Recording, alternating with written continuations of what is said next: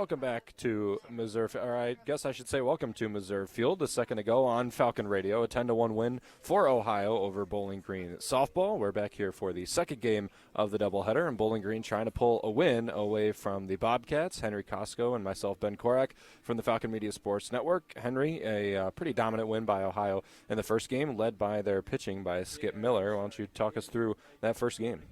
Yeah, Skip Miller, a two-time All-MAC first-team member last 2 years, and she showed why she made those marks. 7 innings pitched, 6 hits on 1 run, but no earned runs on 2 walks and 7 strikeouts and 128 pitches coming off of a tough outing against Toledo last weekend. She really got revenge here as Morgan Beckham is going to take the mound for the Falcons, and we're going to get first pitch here. Yeah, first pitch from Morgan Beckham, who's pitched very well in the last couple of games. She's the Falcon Media Sports Network Athlete of the Week for her performances against Western Michigan. Pitched in all of the games against Western Michigan. Very good outing for her. She's going to get the start today against an Ohio team that frankly knocked Mackenzie Kraftsick around. Now, she pitched still 6 innings, gave up 7 earned runs. Not bad pitching performance from her. Not a lot of help from the defense either. 6 errors for Bowling Green in the last game, but Morgan's going to try and rectify some things, with the order being essentially the same for Ohio, starting with Lauren Uhas in the box right now for the Bobcats. A 1-0 count to her. Beckham delivers a second pitch, and it's high for a 2-0.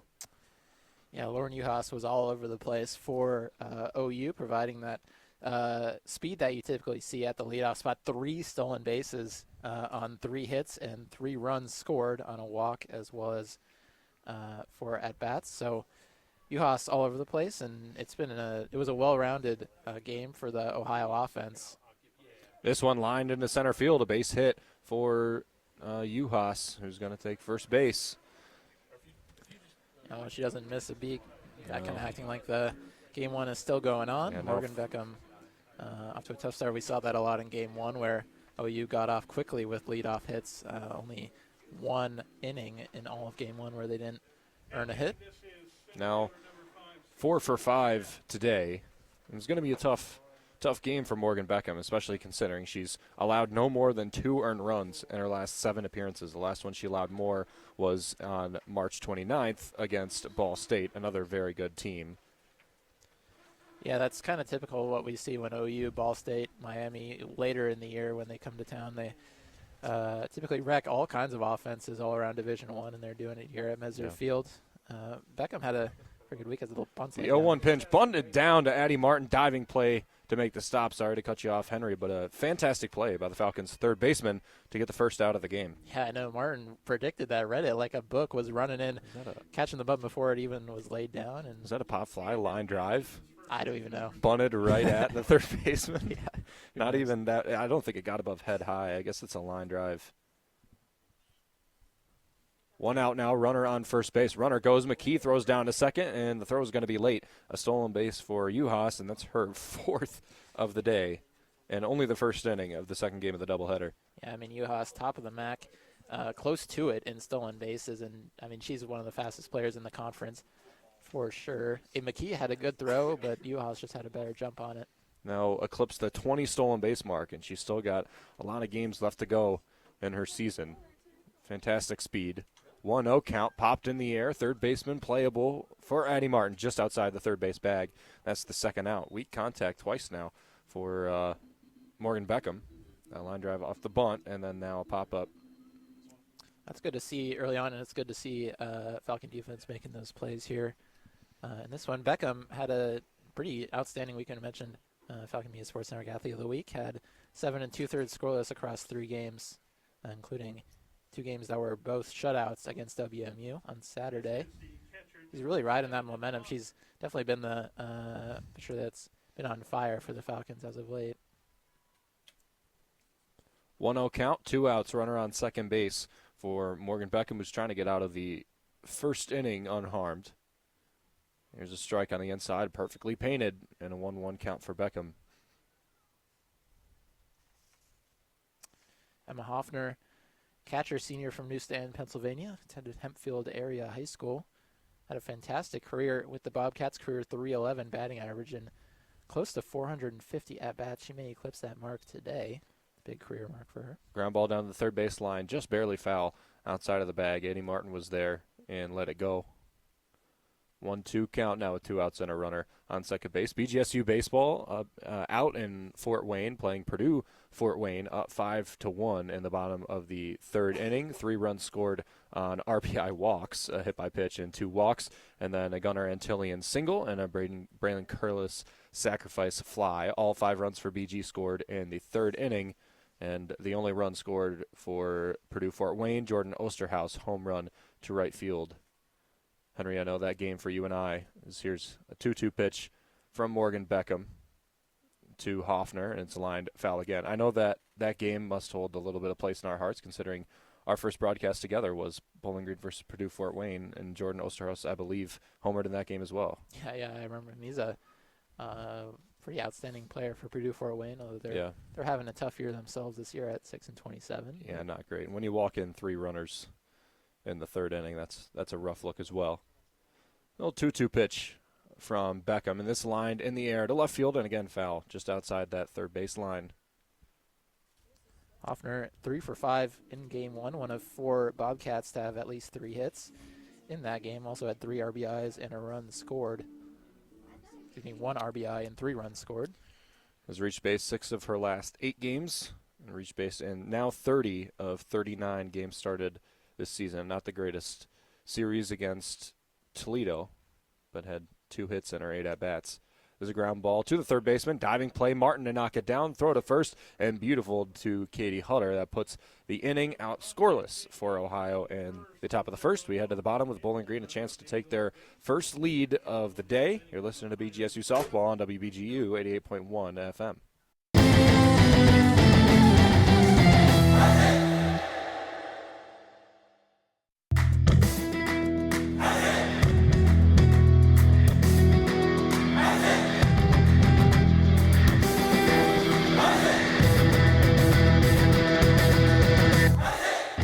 Looking for a BGSU Athletics talk radio show? Tune into the Zig Zone every Sunday at 4 p.m., where a panel of Falcon Media Sports Network members discuss the hottest BG sports topics. Only on WBGU 88.1 FM.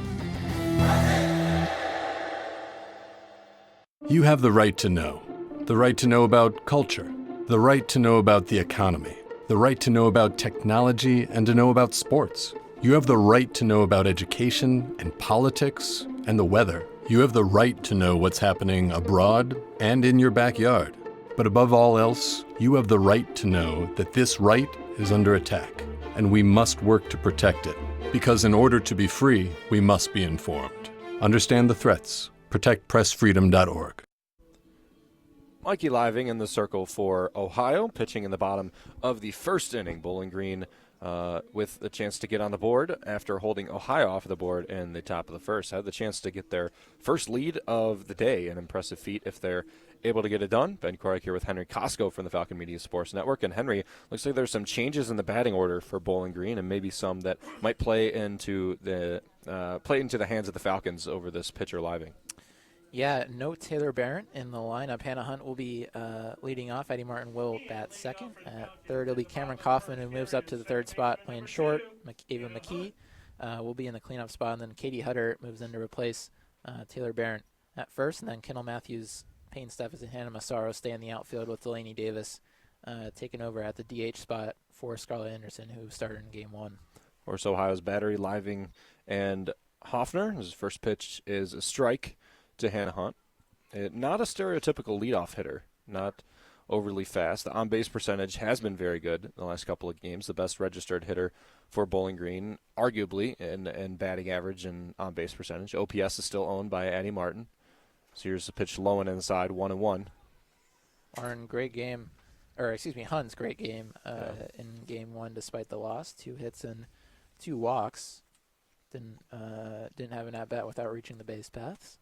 Yeah, that 430 on-base percentage certainly went up.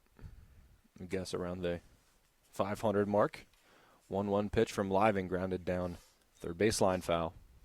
I mean, it's a different look, and I mean, I see the vision for sure with them just changing something up, especially with putting Davis and Hutter in the lineup, who are more contact-oriented, and we've seen with the win today.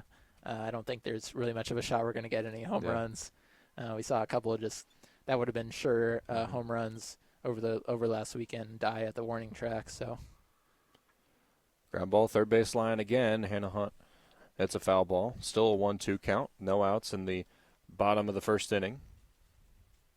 Davis, a lefty batter. Steffes and Hutter the same. So maybe going for a lefty lineup to try and combat the wind blowing in from left center field, hoping something lands in right field. Ohio did have a great amount of success in right field last game, although you can't always control where the ball goes when you're a hitter. Line back up the middle. Hit Living is knocked down in front. Hunt is going to reach first base safely on a infield base hit, technically. They're going to check and see if Living is okay. That was a heated, and that was going to be a single up the middle no matter what. Mm-hmm. It was a heated swing. Yeah, that one hit off of her, I think it was around her calf area. That's kind of why they wear those masks, up there, because you're 40 feet from the batter's box there, and that can be pretty dangerous. Not enough time to really react when it's that close. So and you see where the third baseman is standing right now, Wessler, against Addie Martin. Addie Martin can rip it, and that third baseman is standing a good 5-6 paces in front of third base. I don't think we're going to see a sack bunt. Yeah. Knows Martin doesn't throw the bat around. Leaves the ball low for a 1-0 count. 1 for 4 in game one. Skip Miller kind of had her number, though, 2 strikeouts. With the power-oriented approach that she has a bit of trouble with the higher velocity pitchers. We saw that with Ella Whitney when she came here as well. 1-0 pitch from Living, swing and a miss on a low off-speed. Martin struck out looking twice in the last game, once in the 7th inning, once in the 1st inning. Not her day at the plate. She seems to be good at not having 2 bad games in a row. There's very rare times where you can say she had a bad weekend. She's always contributing something offensively. Did have a hit in the last game. Takes a pitch on the inside corner for strike 2. 1-2 the count now. She's back behind in the count. Even when she's has an off game, she plays an outstanding third base there with that cannon of an arm. Saw her play a lot of shortstop in the absence of Cameron Kaufman before she came back a couple weeks ago against NIU.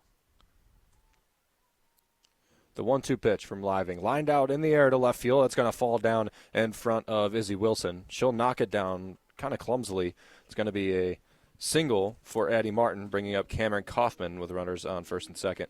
Awkward bounce. I think left fielder there was kind of in between whether she was going to dive down for it or just stay up with it, and managed to knock it down, which is the important part. Rare batted ball today that probably wasn't impacted too much by the wind, considering it probably didn't get more than 10 feet off the ground the whole way. Yeah. It's Izzy Wilson out there in left field.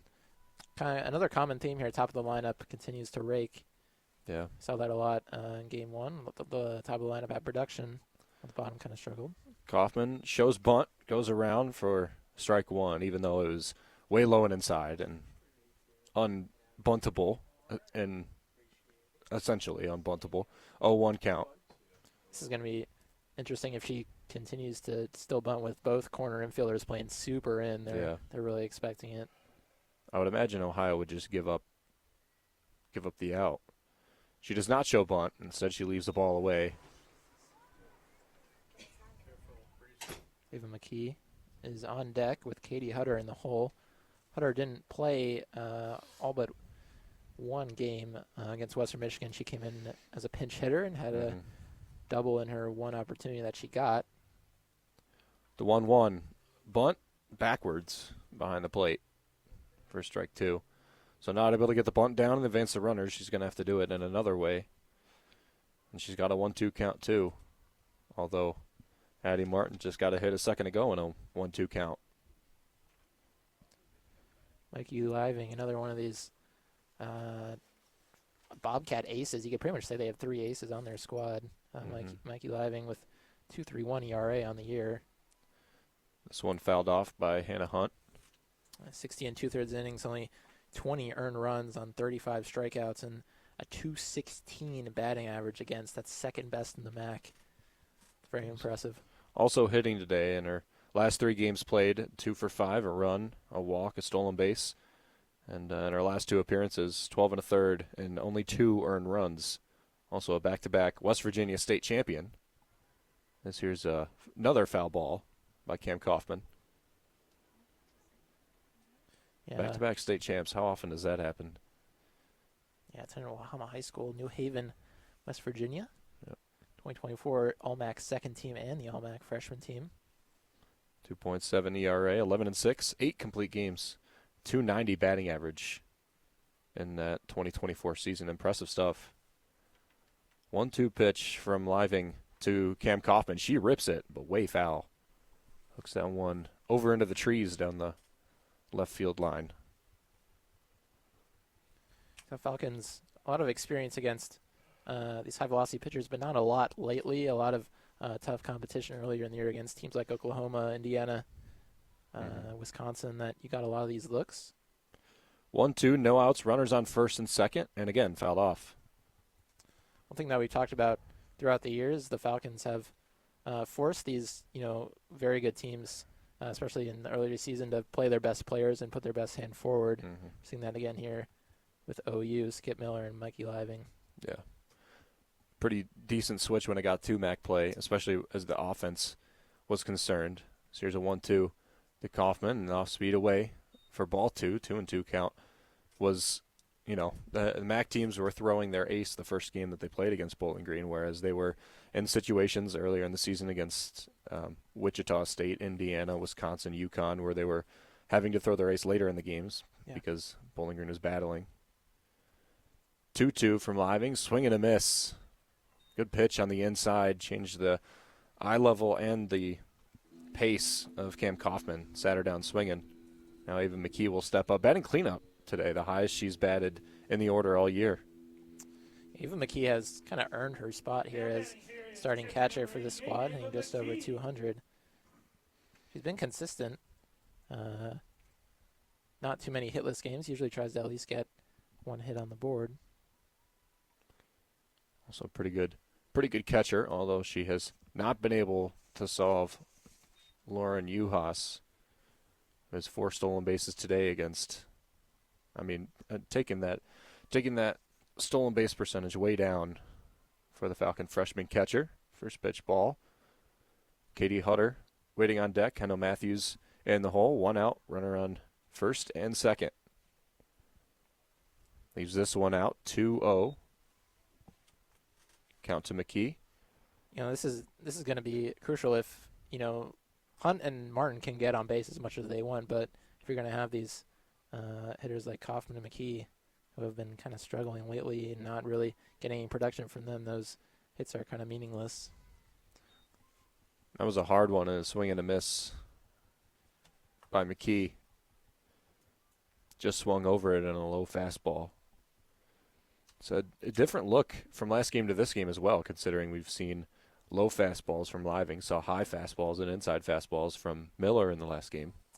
Yeah, definitely not any sort of downtick on the velocity from either of those either.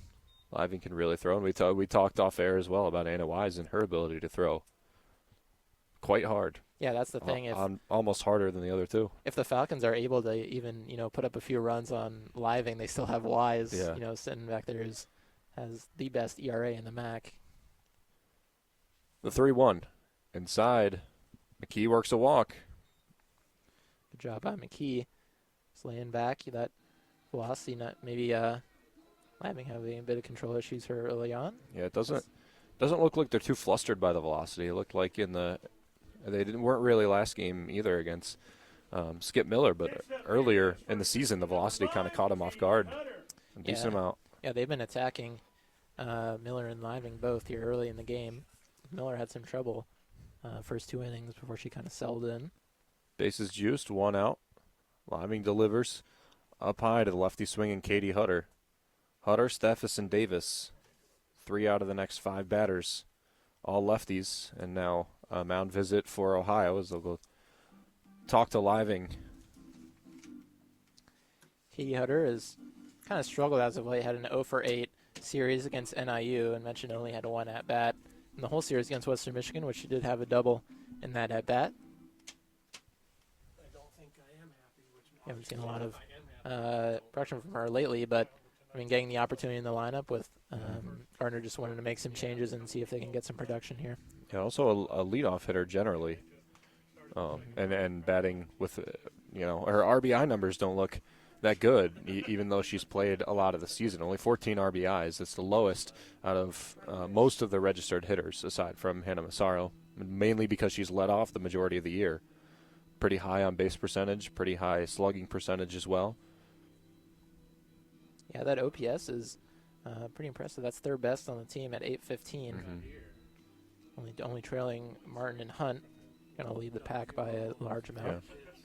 Also had some struggles defending, although she was a designated hitter for a lot of the year, in which she found success, and seemed like her downturn offensively was when she started being put in the field with the Cam Kaufman injury. Yeah, we saw her at first. The Kaufman injury had to put her at first. He had to move Barron to third and put her there. We saw some issues here and there, but gets to start here at first, the opportunity to prove herself again. 1-0 after the mound visit is left away again, a 2-0 count. Living looks like she's just missing the zone a little bit, and maybe because Hannah Hunt and Addie Martin kind of got ahead of her. Jumped ahead in counts, and Hunt and Martin both got singles. Put it at first and second. The walk by McKee. Loaded the bases after Cam Kaufman struck out swinging. Now Hannah Hunt, or Katie Hutter, I should say, with a 3-0 count. Hunt on third, Martin on second, and McKee on first.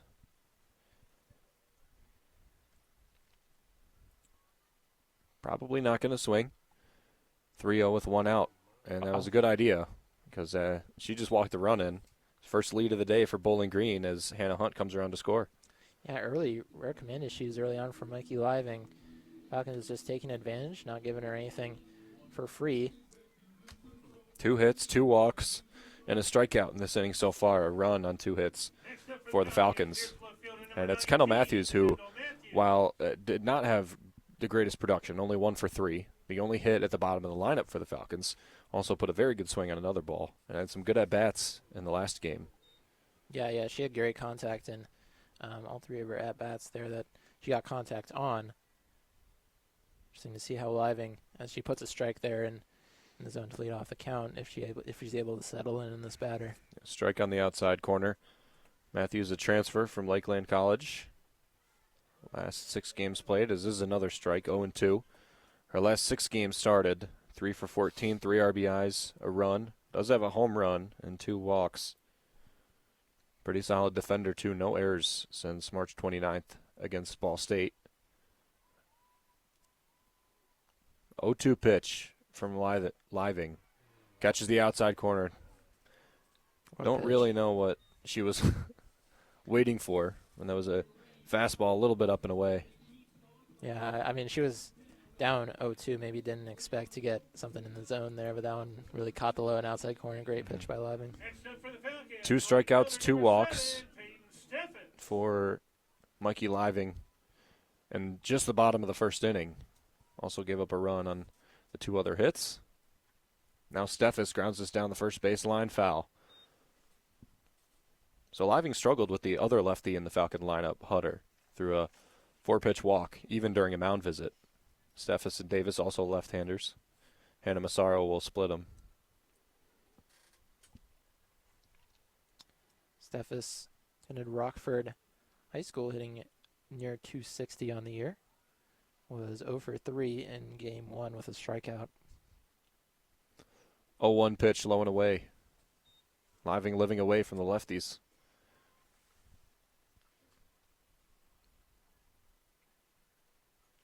I mean, that velocity is there, but you mentioned it's a difference between where she kind of tends to put those fastballs lower in the zone for Living. But that command has kind of been tricky. She's had a lot of missed pitches there. Lifts it out in the air. Mid-left field and misplayed by Wilson. Izzy Wilson lets it fall. It's going to get 2 runs in. McKee comes around. Hutter comes around. And a misplay by Wilson. Didn't touch the ball. So I suppose it's a double for Peyton Steffes. Yeah, that one's going to stay as a hit. Izzy Wilson, another play where she's had trouble out there in left field. The wind definitely messing with her. That's what happens when you put the ball in play in these conditions. We've saw a lot of those errors that BG had in game 1. They had 6 in that game were caused by OU just consistently putting the ball in play. And BG doing that in this inning and causing some havoc. 4-0 Bowling Green leads after Morgan Beckham shuts out Ohio in the top of the first. Now with 3 hits, 2 walks, 4 runs scored. Peyton Cephas' bases clearing double to score Martin, McKee, and Hutter. Hannah Massaro comes up, playing center field. Still a runner in scoring position. Still 2 outs. Has an 0-1 count. Living winds and delivers. It's got low and away by Hoffner behind the plate. How about Peyton Steffes? She's honestly kind of struggled in all of MAC play, dating back to home series against Kent State, where she went 0 for, and that's a big breakthrough for her to get that RBI double that may eventually be big as we get later into this game. We'll see how the rest of the game shapes out. Definitely one of the players that, with the speed that she possesses, is one that you look for all the time. And extra base hits, and when she puts it in play, good things tend to happen. Yeah. Happens with the speed. 1-2. Barely misses the outside. That was another good pitch by Living. She's landing a lot of her pitches in pretty good spots. Massaro and Steffes, similar players, and the idea that they both play great defense and they have that speed there. The difference is just how much offensive production you can get from either of them. 2-2, 2 outs, runner on second. Massaro bumps it into right field. Under it is Hummel, and she'll put it away. And the first inning completely, but Bowling Green gets 4 runs on 3 hits, 2 walks, struck out twice, and flew out to the outfield once. We turn it over to the top of the second when Ohio looks to get back on the board. You're listening to BGSU Softball on WBGU 88.1 FM.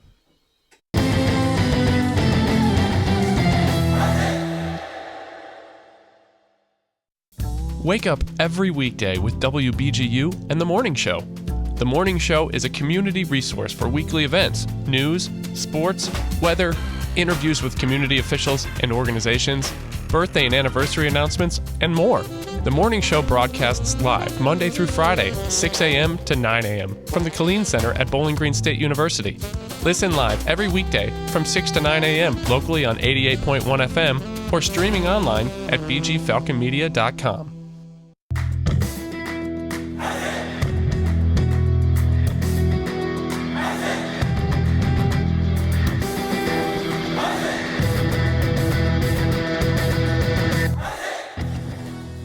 Are you a fan of BG Falcon Media and the Falcon Media Sports Network? You can show your support for BGSU Student Media by donating at the bottom of the page of stories on bgfalconmedia.com.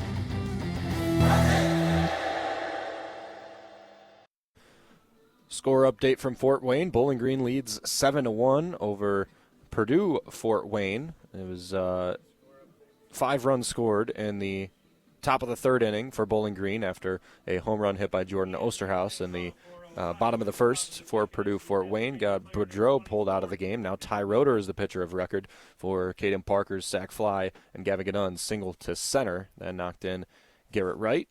An impressive offensive performance so far for Bowling Green baseball, and that for softball as well, as they scored 4 runs, 3 hits on 2 walks in the bottom of the 1st inning. Now Morgan Beckham back in the circle for the Falcons. Has an 0-1 count to Maddie Wilcox. That one's high.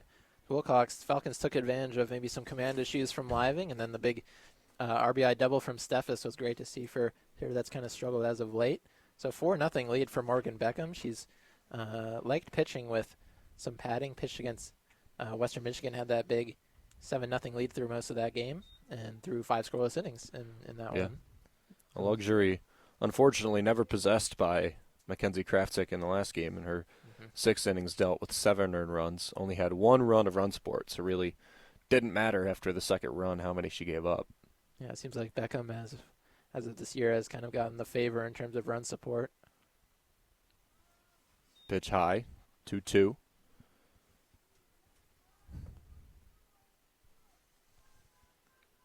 Wilcox in the box, a righty. A lot of righties for this Ohio team. 3 for 5 in the last game with 3 RBIs and a run scored. Fouled this one off the screen. Put a good hack on it. Right backwards, you know you're on it.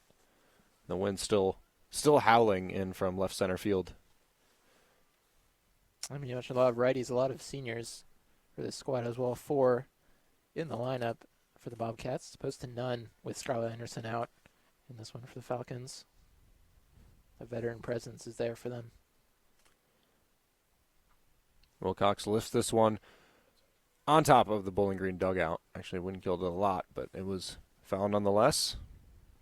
Wilcox has had 36 games started this season. She didn't play in 2022 in your freshman season. In 2023 and 2024 combined, only had 3 games started, and combined for only 2 hits and 2 walks in those 2 seasons that she played. Now is 36 games started, batting about .250, respectable. Cox had a great first game, 3 for 5 with 3 RBIs. Yeah. Senior out of Grove City, Ohio, as a full count. Morgan Beckham worked through the first inning after a leadoff single, got the next 3 outs. Looking to get the first in the second inning. Swing and a miss. Got her on a high fastball. Bowling Green will throw around the horn for the first time today, and the first strikeout from Morgan Beckham. Beckham's really humming. He looks confident out there. That velocity is really up there, and she's been making those locations on these pitches, really forcing weak contact, and in that case, her first strikeout of the game. Mikey Living, the pitcher, is hitting for herself today. 2 for 5, a run, a walk, and a stolen base in her last 3 games played. Her first at-bat today, she takes first pitch strike. Also a pretty solid pitcher as well, a dual threat for Ohio, and a pretty impressive player all around. And hitting 300 in only 10 at-bats so far this year with a 685 OPS. Ground ball back up the middle. Morgan Beckham knocks it down. Will throw over to first base. Just barely got the runner. Mikey Living punched out on a PFP play by Morgan Beckham. Good job staying composed on that one. Living was running fast down that line, and Beckham, after the ball bounced off of her, managed to pick it back up, and that can be a tough play there when you're kind of rushing. Third baseman number 17, Shelby Wessler had 1 hit, and her 4 at-bats, also had a run in the first game, hitting against Mackenzie Kraftsick. This pitch is up and away from Morgan Beckham. No multi-hit games since Stonehill on March 13th. They're at Stonehill. And against Toledo, 2 for 9 with a home run. That was her run and her RBI as well. So that one swing accounted for most of her production. Yeah, no multi-hit games, but hits in 6 out of her last 7 now after she went 1 for 4 in game 1 of the series. 1-0 pitch finds the zone, 1-1 with 2 outs. No runners on for Bowling Green. Looking for their first of something for the game. Won't say what it is. 4-0, they lead in the top of the second inning. Lifted out in the air to center field. Hannah Massaro tracking, and she's got it behind the Bowling Green logo. 1-2-3 inning for Morgan Beckham for the first time, and we'll turn it back to the Falcon Bats in the bottom of the second inning. We will also talk about the Ziggies, our BGSU Athletics Awards show that the Falcon Media Sports Network is so grateful to be covering this year. We talked about Male Freshman of the Year, Female Freshman of the Year, and a Comeback Performance of the Year awards in the first game. We're going to talk about Male Athlete of the Year right now. Big surprise, Harold Fannin Jr. is on the list of nominees along with Kyle Cusimano and Nathan Archer. It is a stacked 3. I mean, this Male Athlete of the Year and Female Athlete of the Year, understandably, great players that all deserve to be on there. I know you have a soft spot for one of the guys on the list, being a soccer guy yourself. It's tough not to say Harold Fannin Jr., though. Yeah, I mean, Harold Fannin Jr. projected probably around 2nd or 3rd round pick this year. Nathan Archer was already drafted in last year's MLB draft by the White Sox. And then Kyle Cusimano, he could play professional soccer in the United States if he wanted to, but he elected to pursue other options. But he had an outstanding career as a defender for BGSU men's soccer, and all the success that team had in past years under Eric Nichols was, a lot of that success has to be contributed to Cusimano and that kind of quiet, solid performances that he had game in, game out for them. I was going to say one of the most undervalued players, I think, in Bowling Green athletics. We never really talk about him too much. I mean, a lot of the attention was, as myself, not necessarily a soccer guy, it was all on Brendan Graves in goal, Trace Terry and Bennett Painter as the other star players, the main goal scorers, the 1-2 punch for Bowling Green. But Cusimano, just a steady defensive presence back there, and center fielder and Nathan Archer for BG Baseball. Player of the Year last year. Here's a tapper back up to the third baseman. Throw over to first. Delaney Davis had a try, but she's going to be thrown out by the third baseman, Shelby Wessler, who made a very good play. Good hustle to try to get down there. Delaney Davis is maybe the hustle player for the Falcons. She loves to put those bunts down and race it out to first. Just didn't work out there in her case. But just go back to Cusimano. I mean, you mentioned we talk about Terry and Painter and Graves, but Cusimano was maybe the more accomplished one out of those 4 MVC Defensive Player of the Year last year and an All-American first-team player. And certainly every interview you heard with Kyle about Kyle Cusimano from other players on the team, how much they respected him and valued what he did and how strong he was. And even I believe that final playoff game that they played, he was not available as a defender. Fortunate in the game that they lost. 1-0 count to the top of the order now at Hannah Hunt, who takes a pitch low and inside. And Nathan Archer, again, we'll talk about baseball score in a second, but a fantastic player last year, the spark plug of the Bowling Green baseball team, the best hitter on the team, quite fast as well, stolen bases, played great center field, highly valuable player. Sliced out of play by Hannah Hunt, 2-1 count. And then there's him, and then there's Harold Fannin, who was one of the more talented players to ever come out of the BGSU football program. If not the most talented. I think there's a tough argument against. There's not really an argument against Fannin in that case for that award. Yeah, we'll see what team he ends up going for in the NFL. That draft coming up. And where do you think after this pitch? Tell me. 2-1 pitch, ground ball over to the shortstop. Kennelly will throw over to first base and get Hannah Hunt. Back-to-back ground balls for Bowling Green to the left side of the infield, bringing up Addie Martin, who singled and scored a run in the first. Team draft for Harold Fannin Jr. Yeah, because we were talking before about late first round, early second round. It's fallen all the way to like late third round now. Yeah. With the draft board, which I frankly think is ridiculous, having watched him all season. Watch how he performed against Texas A&M and Penn State when he gets touches. Here's a line drive into center field, and it's caught by Kydell. Addie Martin gave a big piece on the ball. We'll have to talk about Harold Fannin Jr. when we come back in a second. 4-0. Bowling Green leads after 2 full frames of play. You're listening to BGSU Softball on WBGU 88.1 FM.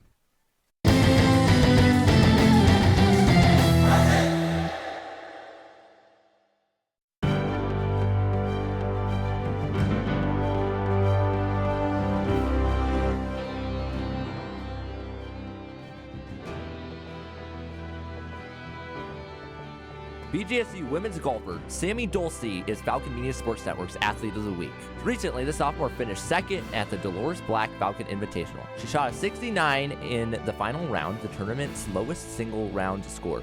Following the match, head coach Aaron Fahey said, "Sammy had a great weekend for us. She always shows up and gives us an under par round when we need it." The Florida Park, New Jersey native jumped up 6 places in the standings after her stellar final round.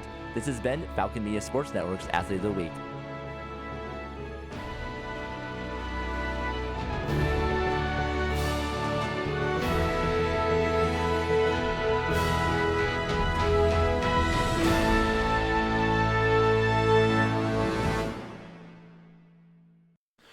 Back here at Missouri Field, 4-0 Bowling Green lead. Izzy Wilson, Abby Kennelly, and Lauren Uhas will lead off the top of the third for the Ohio Bobcats, who trail for the first time today. Henry presented you a question before we left. Harold Fannin Jr., where do you think he's going to get drafted, which team and where? Well, the projections that I've seen third-round pick to the Rams. I've seen third-round pick to the Commanders. Which will be fun to see him paired up with Jaden Daniels there in Washington. Yeah, that'll be pretty cool. I mean, just him getting in the NFL and having success in general is awesome, regardless of what team he goes to. First pitch low and away. The 1-0 now from Morgan Beckham is again left low and away for ball 2, a 2-0 count. When he was projected late first, early second, it was more of a question of which teams need a tight end. But now that he's late third, early fourth, you could reach and grab a tight end, especially one as talented as him. A lot of teams could find value in Harold Fannin Jr. Yeah, once you get later, it just becomes where you can find value player-wise rather than position-wise, like you said. So it's gonna be a toss-up. It's hard to predict. Yeah. Even Finn Hogan, when we had him talking about the Ziggies, when we had him on the Zig Zone Sunday, 4 o'clock every Sunday. As here's the first strike from Morgan Beckham on a 3-0 count, 3-1 now. He said the knock against him is being able to block, and he was a huge advocate that he is able to block any defensive lineman in the NCAA. Yeah. Which, if he didn't perform that in the scouts, here's a foul ball down the third baseline. He didn't perform that in the scouts. Understandable, but still an undervalued player, even though all of us know how great he is. Beckham with a full count now. At the plate, Izzy Wilson, the left fielder. First at bat of today. Back-to-back 1, 2, 3 half innings. One from Ohio and then one from Bowling Green at the offensive side of the game. This one fouled off.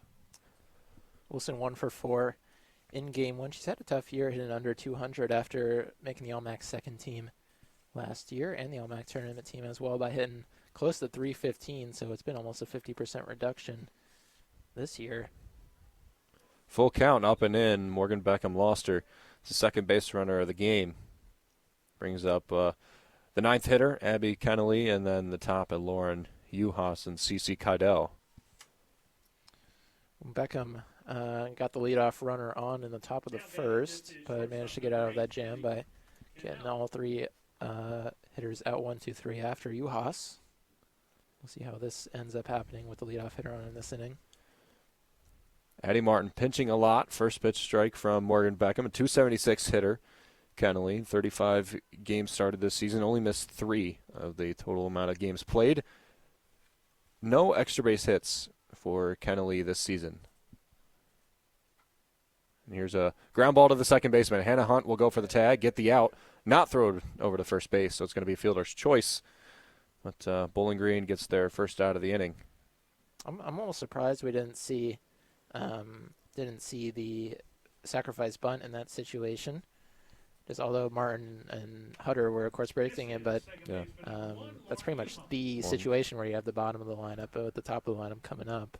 It is early in the game, but you do have to scrape some runs out now. And like we were talking about with Bowling Green in the last game, you don't want to put all the pressure on you later in the game.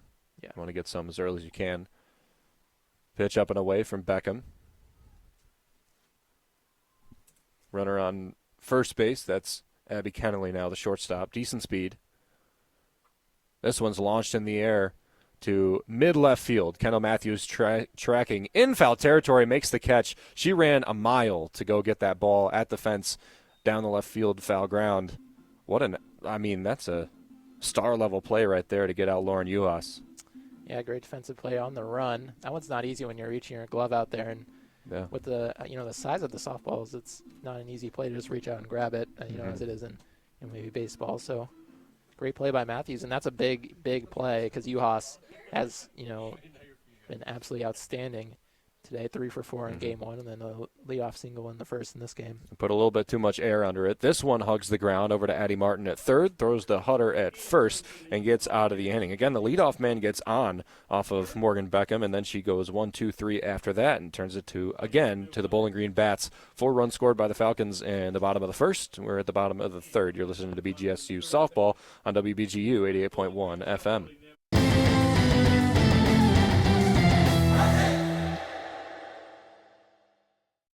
You could listen to WBGU 88.1 FM, or you could be part of the action. Volunteer with WBGU FM in a variety of roles, including on-air, promotions, social media, music selection, and much more. Positions are always available to students and the local community. For more information, visit the WBGU Facebook page. Volunteer with Northwest Ohio's community radio station, WBGU 88.1 FM. The return to radio freedom.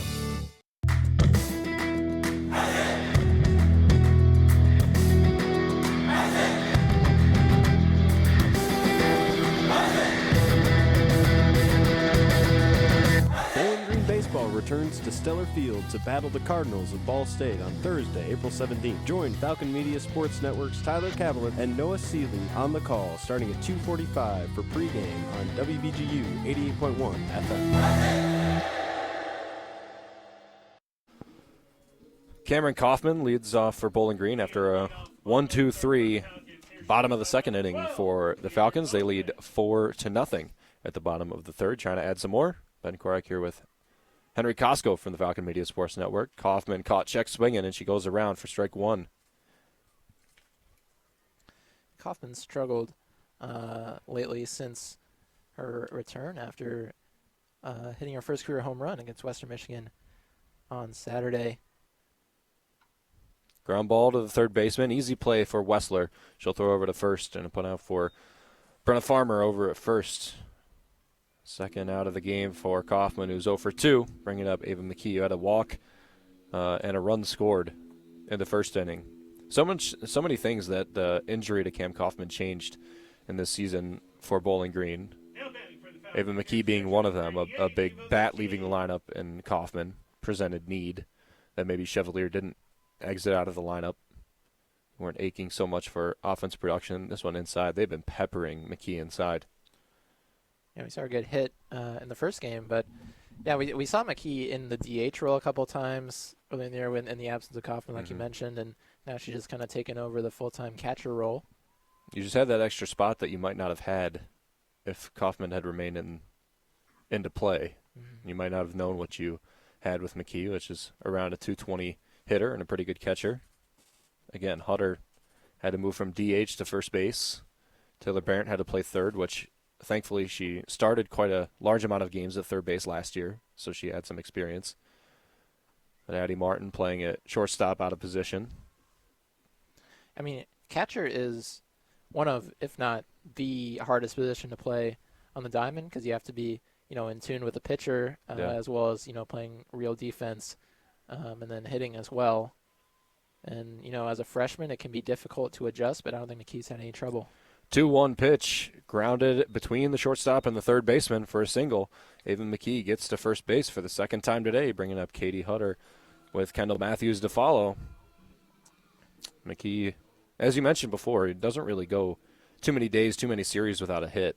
She was 0 for 2 in the first game, only had 2 plate appearances, but now with a hit 3 plate appearances with a hit by pitch, only 2 at-bats. Now gets a hit and a walk, increasing some productive. Living looking over, and it looks like they're going to switch out pitchers. That's kind of stunning, to be honest. They're going to put in Anna Wise, larger frame, a harder thrower, and arguably the best pitcher in the MAC. Well, I mean, I guess it was kind of evident that Falcons were on Living, maybe to the surprise of Jenna Hall. And Anna Wise is the freshman pitcher in the MAC. It's going to be freshman versus freshman between Beck and Wise, but Wise 2.19 ERA, that's best in the MAC, and she's pretty much high in the MAC in every other category as well. He's a very, very strong pitcher. I'll have to deal with coming into the game cold with a runner on first base, so not too much trouble to get out of, but still inherited a runner and only 1 out in the bottom of the 4th inning, also trailing by 4, so she's got to do some pretty good work against the Falcons. The most impressive part for Wise is, the amount of production that she's had, 90 innings on the year's What She'll Eclipse after this inning is over, assuming she gets through it well. And also just being a freshman, the best pitcher in the conference, arguably, as a freshman coming into this year. Just an unbelievable job that, understandably might not even be in an Ohio uniform next year, considering how well she's pitched. Yeah, just one thing to note, a lot of her success has come earlier in the year. She hasn't had a scoreless outing in her last 5. Last time out, 2 2/3 of 1 earned run against Toledo, and then 1 2/3 innings with 2 earned runs against Akron. Had a very good outing against Kent State, complete game with 2 earned runs, but then before that, kind of got smacked around by Northern Illinois a little bit. 1 2/3 with 3 earned runs in that game. So hasn't been all sunshine and rainbows for Wise, although she has been the best pitcher in the MAC hands down this year. Liveling, on the other hand, has only had 2 games this season where she's allowed 4 earned runs or more, and the Falcons have added a third today with their 4 earned runs and only 2 1/3 innings pitched. So they did a good job against a pitcher that's been pretty consistently good. And this is another example, we talked about it, of the Bobcats being forced to put their best hand forward. Yeah. These really good teams with, the struggles that the Falcons had last year. We saw them not really being competitive against these sort of teams, but now this year with the kind of culture change that they've had and all the improvements, offensively and defensively that these players have had, they're forcing Ohio to put their best pitcher in the game, as they have done all year against, good opponents.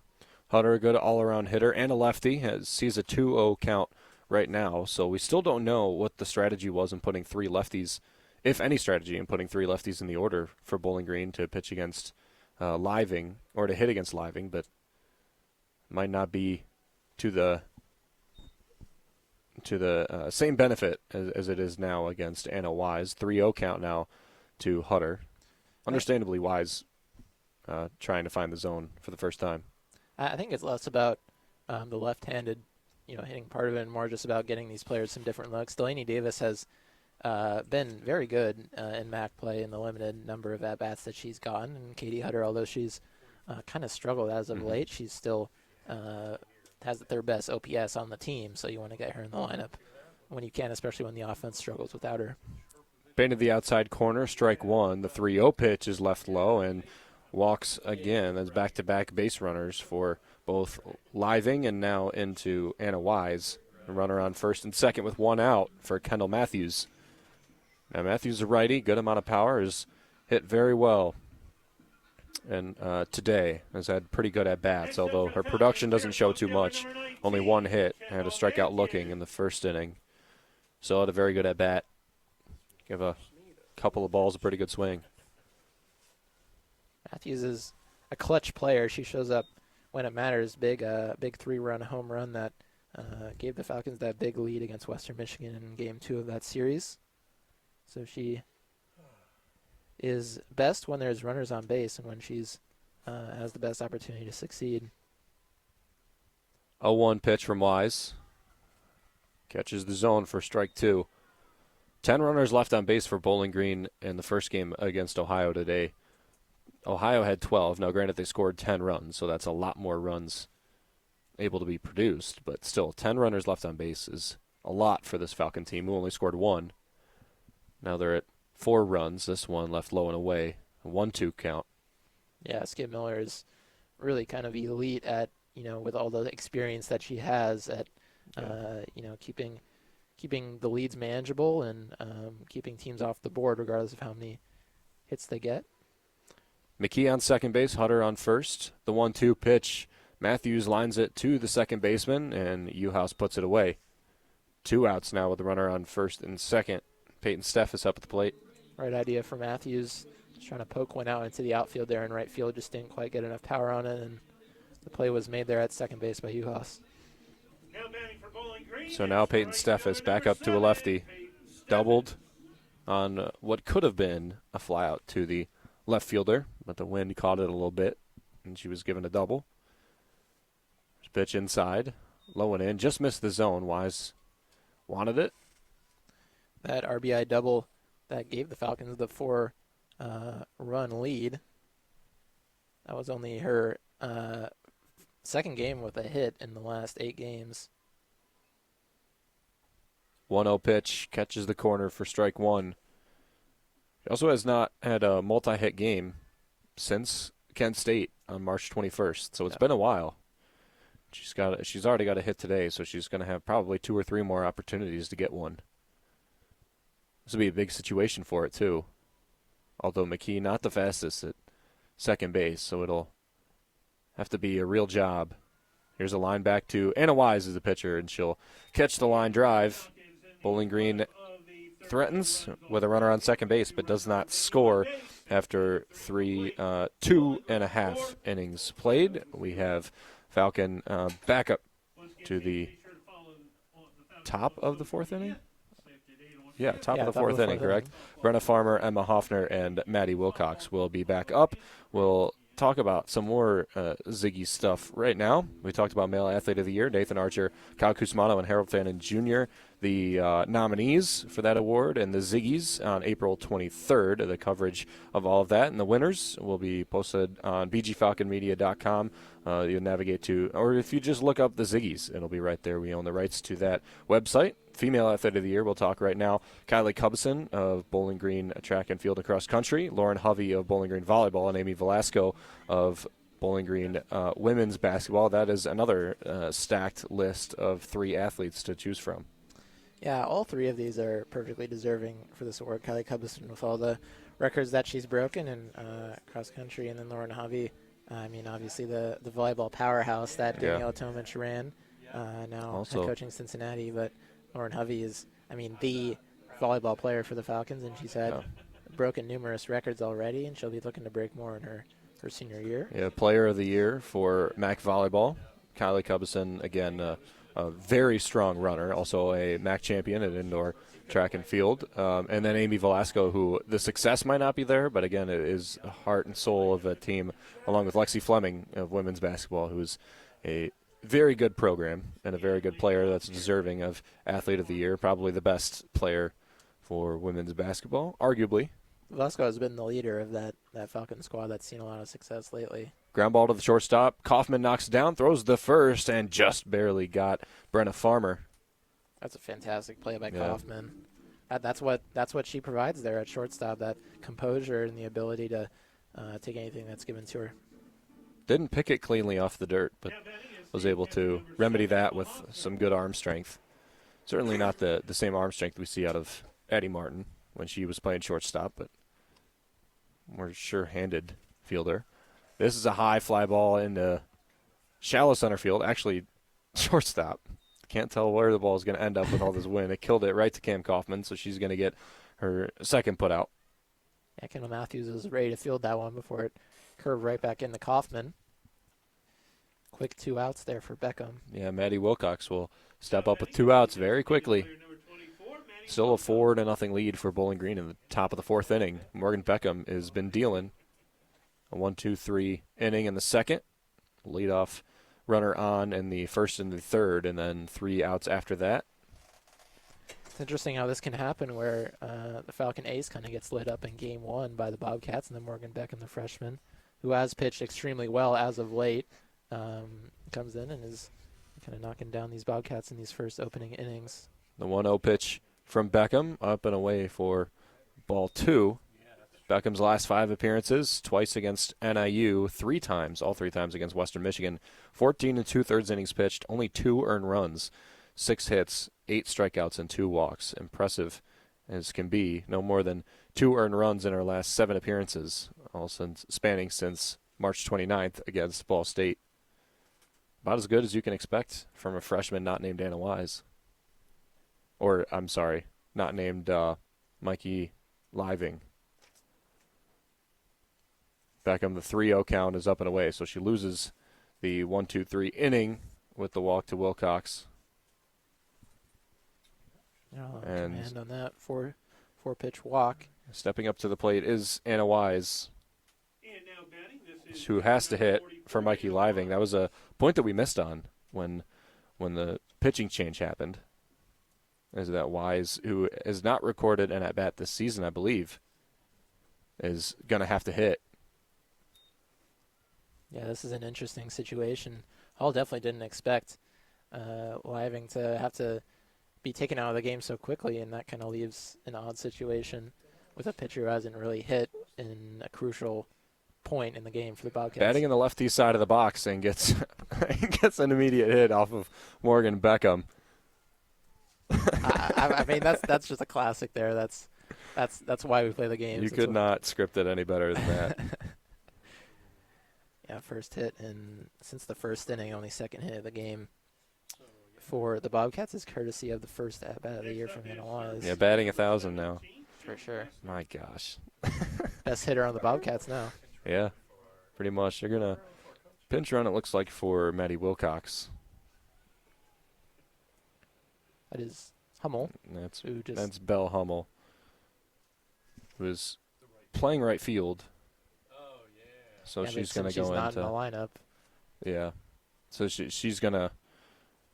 She was only playing right field. She was not hitting. Yeah. Now for the DH, Maddie Wilcox. Now she'll come in to run.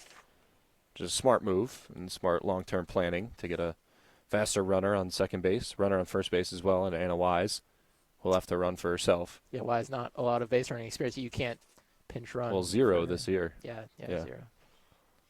You can't take Wise out of the lineup at this point, No. unless you'd have to take her out of the circle as well. I mean, the only pitchers left for Ohio without putting in Mikey Living or Skip Miller would be Keegan Moore, who's got a 12 ERA in 2 appearances, and Allie Myers, who's got a 99 ERA in 1 appearance. So you're talking about putting in pitchers with 3 combined appearances this season, all I'm sure against non-conference opponents. if Wise struggles, I think we'd probably see them just put Living back in. I Yeah. don't. I mean, That Miller or- could definitely pitch, although she did throw well over 100. And she also saw the Falcon lineup 3 times through. She did. And she's got to see that again. This one lifted in the air to left field. Kendall Matthews will circle around under it and put away the inning before Ohio can strap on any runs. We saw first hit on the first at-bat of the year for Anna Wise, and she pitches in the bottom of the 4th inning to the Falcons. You're listening to BGSU Softball on WBGU 88.1 FM.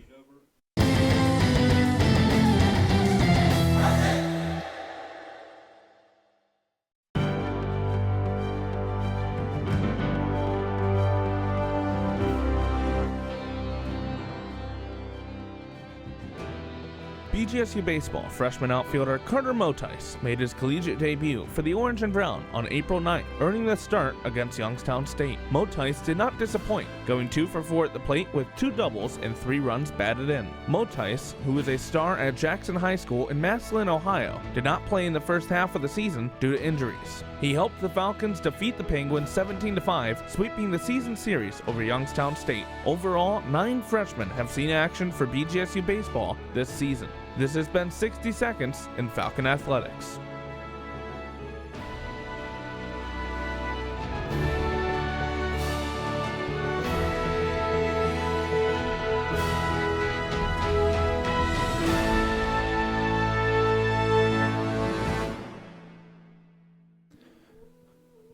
Score update on BGSU baseball: 8-1. They lead at the top of the 6th inning. 2 outs in the top of the 6th inning over Purdue Fort Wayne. In Fort Wayne, Horkey singled to left center. That's the last run scored for Bowling Green as they lead 8-1. An impressive offensive display from the Falcons. One guy, Gunnar Antillion, with 2 hits. A lot of guys with RBIs. There's a lot of RBI walks as well. 7 walks to only 6 strikeouts for the Bowling Green offense today.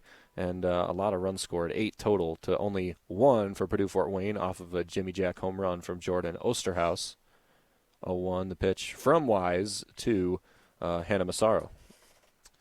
Yeah, Falcon offense showing up here at Messer Field as well. 4 runs on 4 hits. 3 of them courtesy of an RBI double by Peyton Steffes. This one singled out in the air to left center field. That's a hit for Hannah Massaro, who takes first base. Delaney Davis to come up, and Hannah Hunt, the top of the order.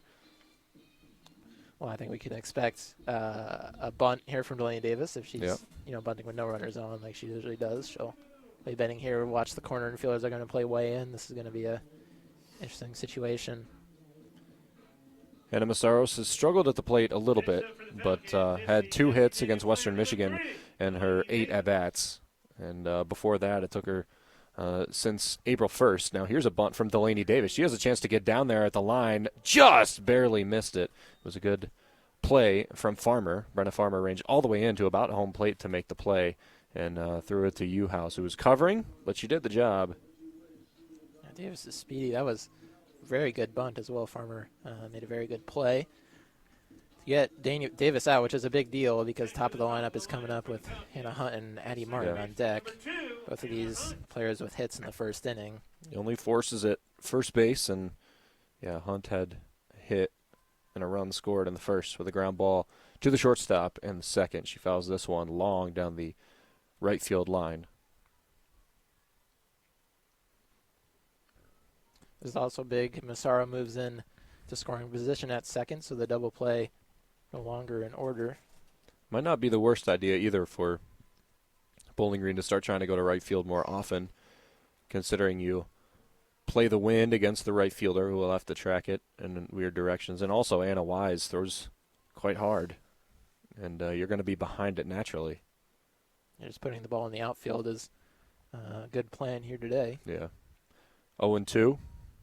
1 out with a runner on second base. Hunt fouls it off down the third base line. It was an off-speed high that she went out and got.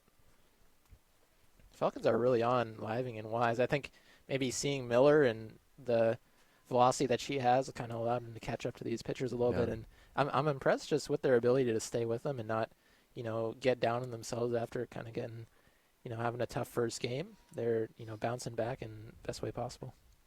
Ground ball to the third baseman. Wessler sees Massaro back to second base and throws over to first to get the out of Hannah Hunt. Addie Martin will step up with a runner on second and 2 outs.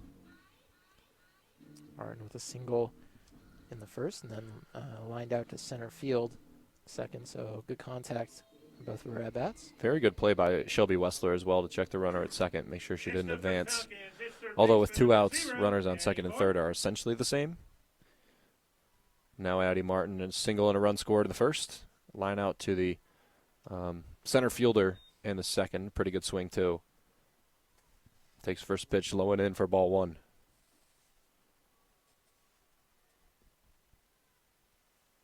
Martin, the Dover, Ohio native, one of many Midwest softball players, played for the Beverly Bandits, prominent softball team in the area. Up and away, 2-0. 4-0 lead, Bowling Green in the bottom of the 4th inning. This game going by much faster than the earlier counterpart. Almost a 2.5-hour softball game, the first one on Falcon Radio. It'll be posted as a rebroadcast on the BG Falcon Media YouTube channel. 2-0 pitch, low and inside again. 3-0 from Wise to Addie Martin. This is a high-powered matchup as well, considering the ERA leader in the MAC, as well as going up against the top 3 OPS in the MAC, and Addie Martin, one of the top 3 hitters, I'd say. Wise is definitely pitching around Martin right now, just trying to get to Kaufman, who sits on deck. Yep, and she did that. She walked Addie Martin and put a force at all 3 bags right now and is going to pitch to Cam Kaufman. Kaufman was 0 for 3 in the first game, had a strikeout, a couple of plays in the infield, is 0 for 2 already today with a strikeout. She was in this situation where she had 2 on, and the first thing it was nobody out, but she struck out swinging in that case. So we'll see how she looks against Wise compared to Living. Only 3 runners left on base for Bowling Green today. 2 by Peyton Steffes, 1 by Hannah Massaro in the last couple of innings. With 2 outs, first pitch, ball outside from Anna Wise. Tough situation as well for Wise with the cold and the wind, having to come in this game in a relief role. Good play by the shortstop, flipping over to third base. Ground ball to her. He flipped to Wessler at third to get the out. 4-0. Bowling Green leads through 4 complete of play. Top 5 coming in a minute on WBGU 88.1 FM.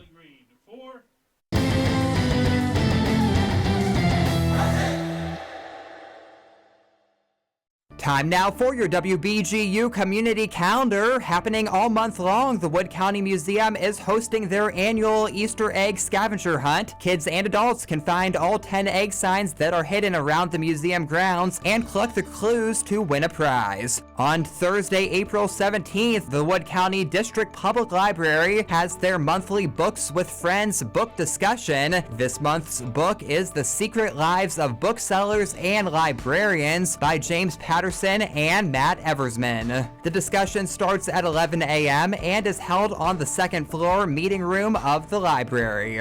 And coming up on the 18th at 5 p.m., the Symphonic Band and the University Band will present a concert at BGSU's More Musical Arts Center. This is a free event and open to the public. I'm Nate. That's a look at what's happening around the community on Northwest Ohio's community station, WBGU 88.1 FM.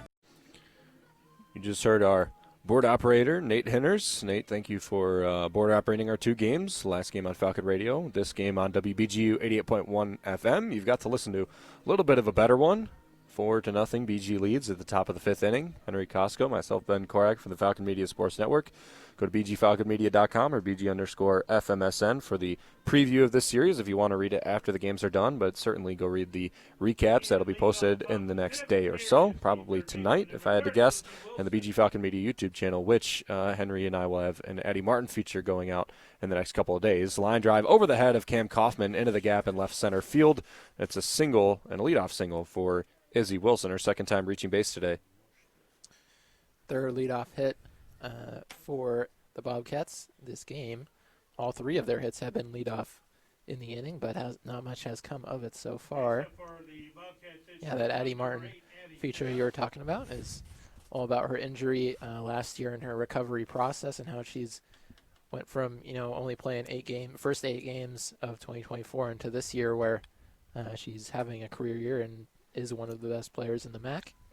Very inspiring story for the D1 athlete, and very happy to tell the tale.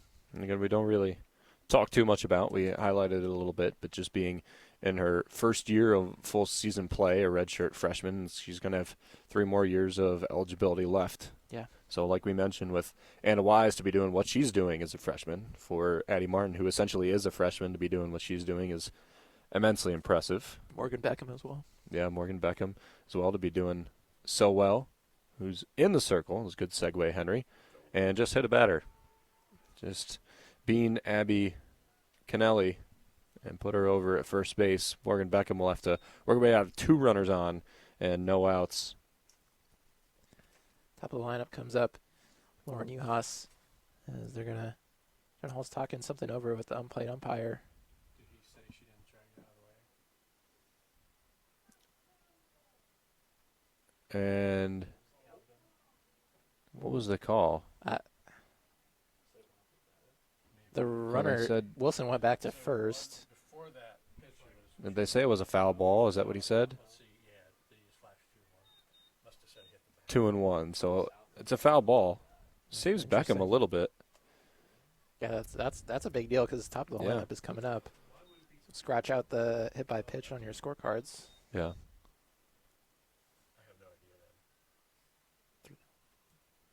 It looks like The pitch is high. They gave him 3-0, and now she's at first anyway. So one more pitch to get to first base. So it was, they probably called it was a ball, and she just didn't make an attempt to get out of the way. yeah, that's what it was. This is for what I would sure. assume. Interesting call. That explains why Hall was maybe unhappy with it. Home plate umpire. Never really understood that rule, if I'm being completely honest. Home plate umpire Paul Melcher.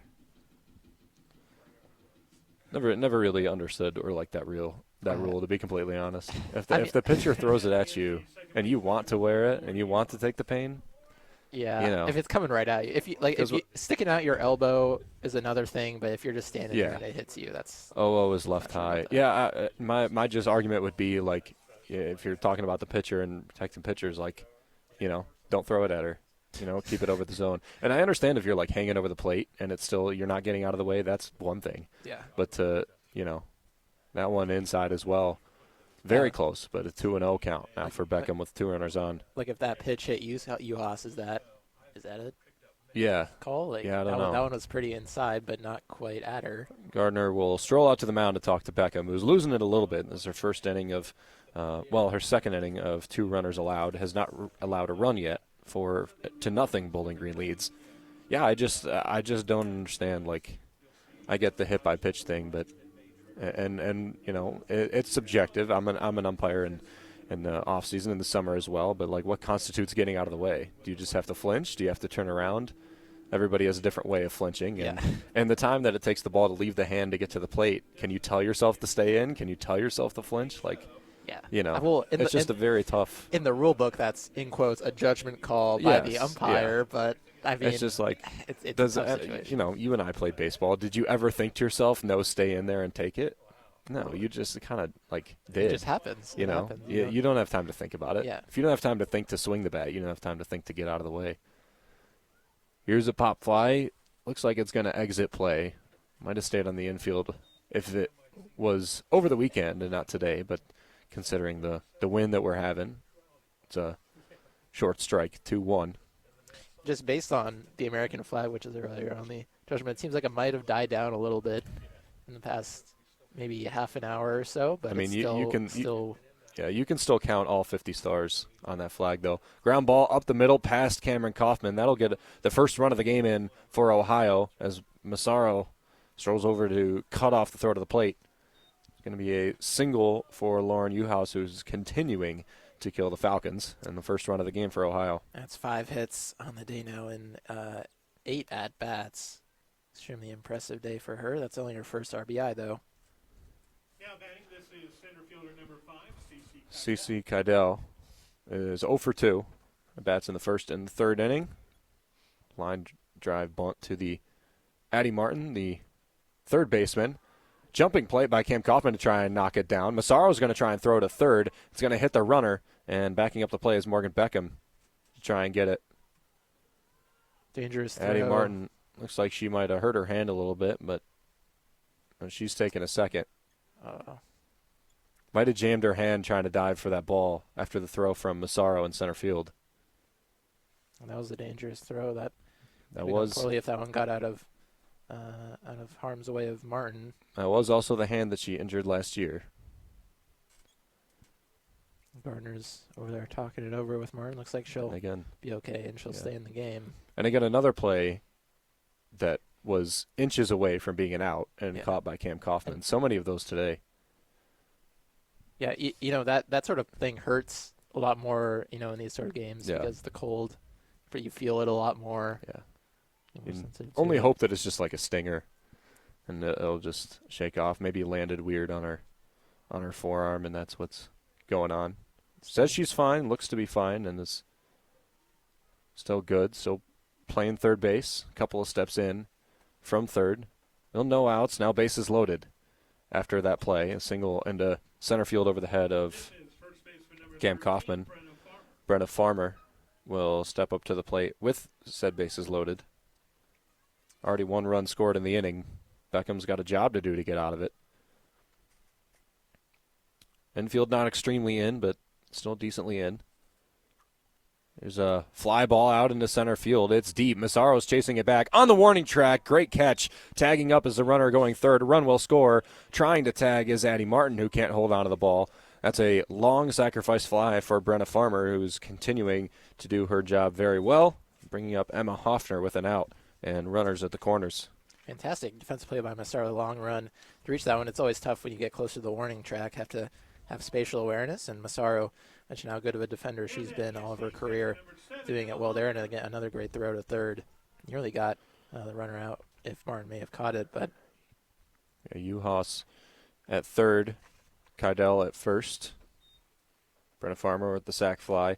Emma Hoffner and then Maddie Wilcox will be due up for the Bobcats with 1 out. Double play is still in order, so middle infield is back. The corners are taking a couple steps in. It's Hutter at first and Martin at third.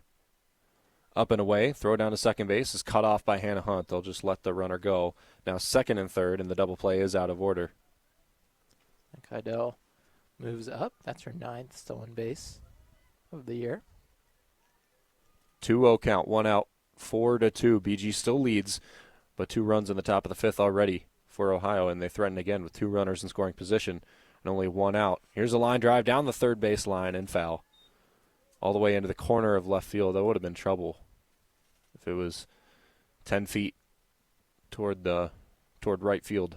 Hoffner is just going to wish she was a little bit later on it. It's a little bit out ahead of that one.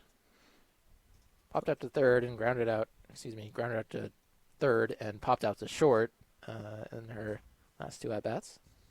The 2-1 off speed. Oh, they did get it. All right, waist high. Thought it was a strike. He made a little bit of a late call. It is a strike. Yeah, 2-2. He did make the call. It was just late. Still 1 out. Beckham delivers the 2-2 pitch. Off speed again. Got her looking. What a pitch. Beautiful pitch by Morgan Beckham. That's clutch time. Hoffner wasn't expecting the off speed on the 2-2. Froze her. So that's a huge pitch because 2 outs with runners in second and third, a lot more manageable than 1. Yeah, like you said, 2 outs, very manageable. And for a freshman, that's a clutch time play to get that strikeout look and to execute that pitch. A little bit of work going on in the Bowling Green bullpen, but still hoping that they really don't have to use it. Yeah, I don't think taking Beckham out of the game is really an option right now for the Falcons. Just the way she's pitched the first few innings of this game. And hard to argue over the last 5-6 games that anybody has been better, more consistent. First pitch. Sydney Marshall is definitely available if needed. She's pitched well against Western, but she's still coming off of an injury, still relatively unproven. First strike to Wilcox. Beckham toes it up again, winds and deals. And gets another one. Wow. 0-2 count for Beckham. Really placing that off speed well. I mean, that placement has been fantastic for her. Just all this outing. That's her key. Has really been hitting those corners and caused a lot of weak contact from Ohio. The 0-2. Swinging foul back into the screen. It just seemed like after those first couple of batters, those first 4 plate appearances, 3 hits and a walk during that time, she just needed to settle down a little bit. Mound visit in that time as well. Just got back in the zone. Still 0-2. Runner on second and runner on third. 2 outs in the top of the 5th inning. Beckham just high above the belt. So runners on second and third. Kydell has the speed there at second, so weak contact even into the outfield could potentially score 2 and tie the game up for the Bobcats. That's probably what Wilcox's aim is going to be as she's down in the count. Just try to get the bat on it. She does need to find some green on the 1-2 count. Beckham. Ooh. Oh, just low. Just outside. Man, that was a great pitch. Just outside the zone. That's a outstanding take. I mean, I think Wilcox probably thought she was out. Wish we had instant replay on that because that was very close. 2-2 pitch now from Morgan Beckham. Off speed, she left it high. Back up to a full count. She does have a base open.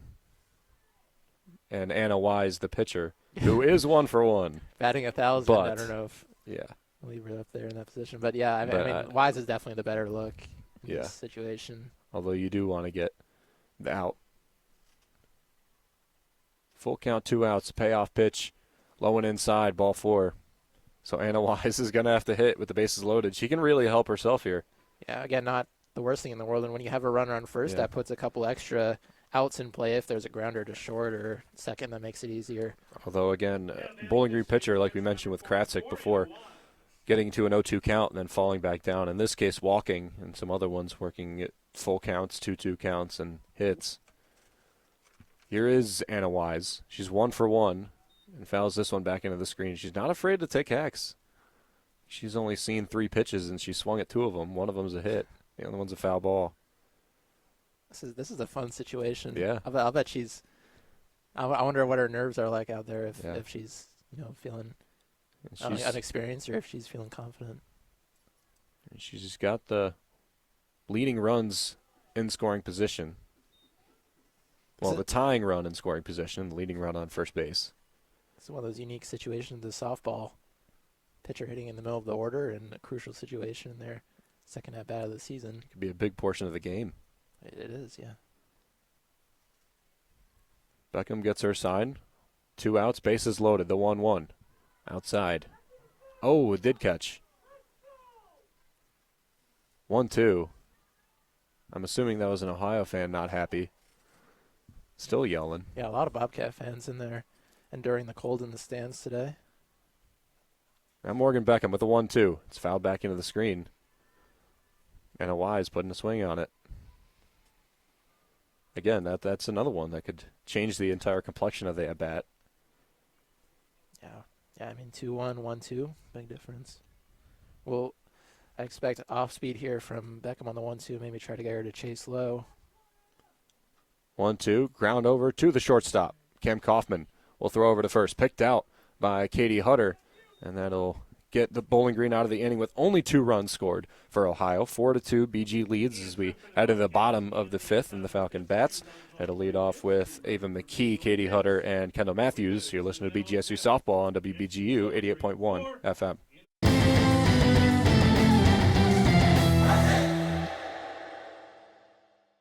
This message is for Karina, our mom who finished her high school diploma at age 28. Hi, Mom. It's Emmettith and Nicholas. Congratulations on getting your diploma. You worked so hard and have taught us so much. We love you. When you graduate, they graduate. Finish your high school diploma for you and for them.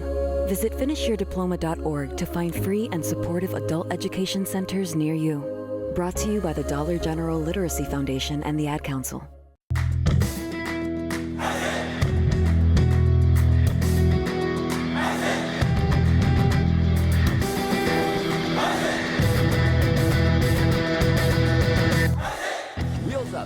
BGSU women's track and field heads out west to Azusa, California to participate in the Brian Clay Invitational from Wednesday, April 16th to Friday, April 18th. Falcon Media Sports Network sponsor Ross Day will have a recap on bgfalconmedia.com.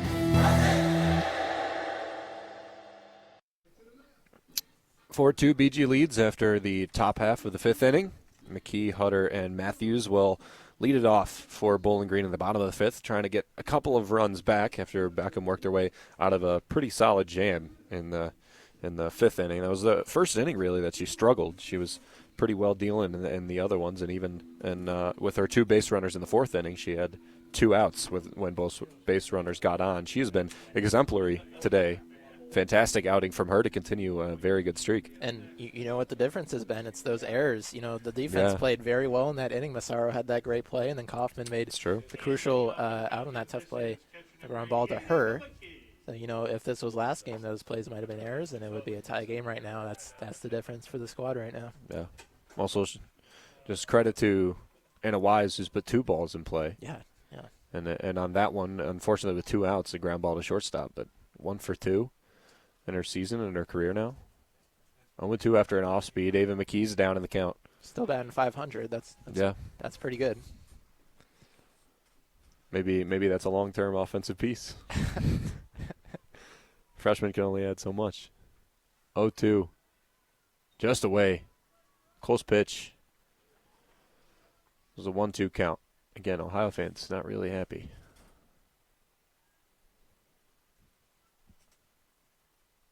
It is a very good point on the errors in the defense. As here's the 1-2 from Wise. I think it's foul tip off the bat of McKee. That again, like we mentioned, Kraftek didn't pitch great, didn't pitch bad in the first game, but those 6 errors just prolonged a couple of innings that she was struggling a little bit in, and also kind of forced some innings. She had 2 unearned runs. And with those 6 errors, it's just you're giving a good team too many opportunities, as there's a pitch low for 2-2. Yeah, I mean, definitely got no real help from the defense. That could just be maybe the team's getting used to it, getting used to the conditions a little bit more in game 2, as OU's played good defense in this game as well. 2-2 pitch low, full count for Ava McKee. Good job by her. Went down 0-2 and has worked back into it. Just got a lot of left a couple of pitches that have been very close to the zone out there. Has already got a walk in the game in the first inning. She knocks this one into right field. No try for first as McKee gets there on time. That's 2 singles in a row for Ava McKee, and her 3rd time reaching base in her 3 plate appearances today. Well, I mean, I think we were talking as she's going to get swapped out for a pinch runner. I believe that's going to be Reagan Stephanie, who's going to come in there and run for her. But we were questioning a little bit about the lineup construction and maybe McKee hitting in the cleanup spot, but I don't think we can question it anymore. She's 2 for 2 with a walk as well. So. Well, and you mentioned a little bit of an unorthodox batting order for Bowling Green. If they come away with this game in some way, or even if they just play well enough, do you change it back around? Do you put Taylor Barrett, who's been one of your better hitters, back in the lineup? Do you move McKee back down, Hutter up? Like, what do you do? You don't want to fix what isn't broken, but it's a tough choices for Gardner to make. Yeah, well, I mean, I've always thought the value that Delaney Davis brings to the lineup is something that they should keep in long term. I think that having a player like that in the bottom of the lineup is a lot of fun and brings that extra, that extra energy to the team. And Katie Hutter has played well in this game as well. 2 walks. Strike 1 to Hutter. 2 walks, a run scored in the first inning. Yeah, Davis just adds a lot of value, especially with her bunting ability and her ability to beat him out with certain third basemen in the game. Not to mention, with a runner on second base, a third baseman has to be careful of a stolen base because she can't cover the bag. There's another strike, a 0-2 count to Hutter. Leaving pitches go on the outside. Stephanie at first base, pinch running for Ava McKee.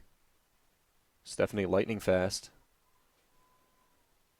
4 runs scored this season and a stolen base. Here's a little tapper down the third base line, trying for second, and they get Stephanie, who got a late jump. So fielder's choice by the third baseman, Shelby Wessler. Risky play is executed well. That was a close one at second base, and so UAS had a little bit of trouble on the receiving end of that throw. It's Kendall Matthews and Peyton Steffes that'll come up with one out and a runner on first base still. I would say the Falcons are definitely still looking for runs wherever they can get it. I don't think a 4-run lead is safe by any means. Still 2 more chances for the Bobcats to get some runs. A 2-run lead. High fly ball drifting over into right field. Playable for Hummel, and Bella Hummel will put it away. Again, off the bat, looked like a center field fly ball and ended up in very clear right field. It's fun to watch it with those high fly flies. You could just see it curving across the field in the air. I've learned to wait for the call until it starts drifting to figure out. Too many times today is fly ball into center field and it ends up in right. Nope. Left field, nope. Center field, nope. Right field. Nope. Fly ball to deep center field, nope. It's a pop up to the shortstop. Catches enough there. Peyton Steffes up, takes a pitch inside for ball 1. So we traded Reagan Stephanie, pinch hitting for Ava McKee, for Katie Hutter at first base. Now Steffes, then Massaro, then Davis if it comes to them. 4-2, BG leads, 2 outs in the bottom of the 5th inning. Well, Steffes has had 2 great solid contact in both of her at-bats. RBI double in the first, and then solid contact on her line out to the pitcher in the 3rd inning.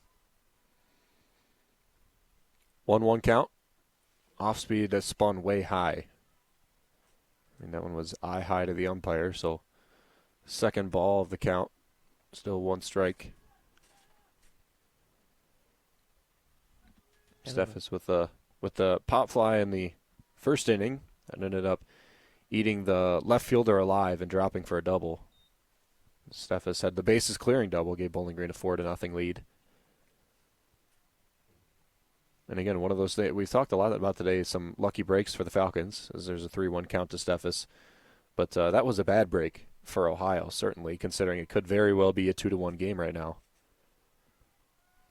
Nice pitch outside. Steffes lets it go and takes the base. Brings up Hannah Massaro with 2 runners on and 2 outs. And not the worst outcome in the world there for Wise. The Massaro did have a hit in her first appearance against Wise last inning. They're going to go in and talk about it. Yeah, like we mentioned before, there's only 3 innings left, and the ability of Anna Wise to start struggling immensely is very limited. But you don't really have anybody to put in after Anna Wise. I mean, your Mikey Living can go back in. She only pitched 2 innings in this game. Skip Miller threw. I would assume she's out of commission because she threw 128 pitches in the last game. It's possible that she could throw, but you do have to worry about games later in the week as well. Yeah, so I don't really think they're going to take out Wise in the situation. It's definitely a tough decision for head coach Jenna Hall. Hall in her 3rd season, the Bobcats, MAC Coach of the Year, her first season, so she's came in and immediately contributed. Former assistant at Pittsburgh and then former assistant at Ohio State as well. She's come in and really been a presence for the Bobcats. And still a 2-run game, very attainable. Not like the 10-1 lead Ohio had over Bowling Green. Here's a sliced single into right field. Hannah Massaro. Hutter will be held at third base. That's the bases loading single for Hannah Massaro with Delaney Davis stepping to the plate. We'll see what happens in the situation. Yeah. Suicide squeeze, I couldn't imagine. Good decision by Gardner over there as the third base coach to hold Hutter at third. Yeah, she would have been hosed. That was a good throw there by right fielder Bella Hummel. Yeah. So now you've taken the bunt out of the hands of Delaney Davis, although she does have a walk-off hit this year against Kent State. Comeback walk-off hit. He's going to go for the slap hit approach. Yep. 0-1 count. Anna Wise to Delaney Davis. 2 outs and bases loaded in the bottom of the 5th inning. 4-2 BG leads. Davis leaves it outside. No attempt at the pitch. This is a big situation. If Davis can end up getting on base, it also turns over to the top of the lineup. Yeah, Hannah Hunt waiting on deck. Addie Martin in the hole. The 1-1 slapped back into the screen. Tried to take it the other way, and the left fielder knew it too. Davis hitting over 300, eclipsed 40 at-bats on the year today. 1-2. Look at the shift by the center fielder. Way over, almost behind where the shortstop should normally be playing. Grounded on the first base line, just foul. That was a lucky break for Delaney Davis, who did not put good contact on the ball. Gets another chance. She was going to run right into Farmer. Yeah, new life. The ball waiting for her. 1-2 count, 2 outs. Yeah, if she gets it up into center field or over the heads of the outfielders. Look at that hole in right field also. Massive hole. Swing and a miss. Anna Wise got her on an outside fastball that Delaney Davis chased. That'll do it on the inning. Strikeout swinging for Delaney Davis. We'll have top of the order coming up at the bottom of the 6th inning, but we have the top of the 6th inning in between where Shelby Wessler, Izzy Wilson, and Abby Kenley will step up to the plate. Again, we'll talk about our the Ziggies. We've been talking about the announcements, the announcement of the what are they called? The nominations. The nominations for the male athlete of the year, female athlete of the year already today. Talked about the freshman of the year for the male and the females, the comeback performance of the year, and now we get to talk about moment of the year, which is a pretty contested one, I'd say, in the Falcon Media Sports Network when we talk about it. The first nomination, baseball at Fifth Third Field. That was there was a couple of records broken that game, the main one being the 23 wins in a row that Bowling Green Baseball had against Toledo at Fifth Third Field. A great moment. Harold Fannin Jr. Just listed as Harold Fannin Jr., not a specific moment. Don't know if they're referencing one of the many records that he broke this season. I'm assuming so, but self-explanatory. And then indoor track and field MAC champion. Again, a MAC championship is a fantastic moment in itself. That's 3 very strong ones right there, 3 ways that they can go. I think probably the most up in the air out of any of the ones we talked about. Yeah, I mean, you mentioned Harold Fannin Jr. He's broken single-season record for tight end receiving yards. He's touchdowns, receptions. About anything for Bowling Green tight ends. He's been the best in the team's history. But a MAC championship, obviously for indoor track and field, the only Bowling Green program to earn a MAC championship this year. Of course, volleyball had the MAC regular season championship, but didn't quite get to the MAC tournament championship. But yeah, that's going to be an interesting one. It's interesting if Fannin will end up getting both awards or if they'll splitting them ultimately. It's certainly possible that he does get both as Beckham back in the circle. Goes low and inside for ball 1. Her 1-0 pitch to Shelby Wessler is inside for 2-0. A couple of more moments I think that could have made the list or maybe should have. You mentioned the volleyball MAC championship. I think championships are, even though regular season, a very cool moment against Ohio in the final game of the season. Here's a 2-0 pitch. That's a called ball up high, I guess. 3-0 the count. And then, just another one for volleyball, the Ohio State Series, record-setting attendance at the Stroh Center, and the highest, I believe, in the Stroh Center all season for any athletic event. And what about the NIVC run as well? And the NIVC run, the St. John's game, coming back in a reverse sweep after falling down 2 sets. 3-0 pitch is high. Taking first base is Shelby Wessler for the first time today. It's the first time she's reached base. A lot of them for volleyball. None of them, unfortunately, got nominated. I think there's some soccer beating Western Michigan. Men's soccer beating Western Michigan was a very good one. That was an awesome game. I would have thought that would be top of the list. It was 37 games unbeaten for something Western like that. Michigan. The unbeaten streak was ended. Yeah, over 10 years since BG had beat them. Yeah, something like that. Unbelievable moment. Izzy Wilson now at the plate takes ball 1. 5 straight balls for Morgan Beckham. But yeah, that might be my favorite, is beating Western Michigan. That was an absolutely electric moment. Being at that game was awesome as well because Cochran Stadium, especially for men's games last year, was really rocking. Fans were really showing up, and I mean Trace Terry and Bennett Painter and Brendan Graves and I mean Cusimano, all these star players, Alberto Anaya for the men's soccer team there. Pleasure to watch.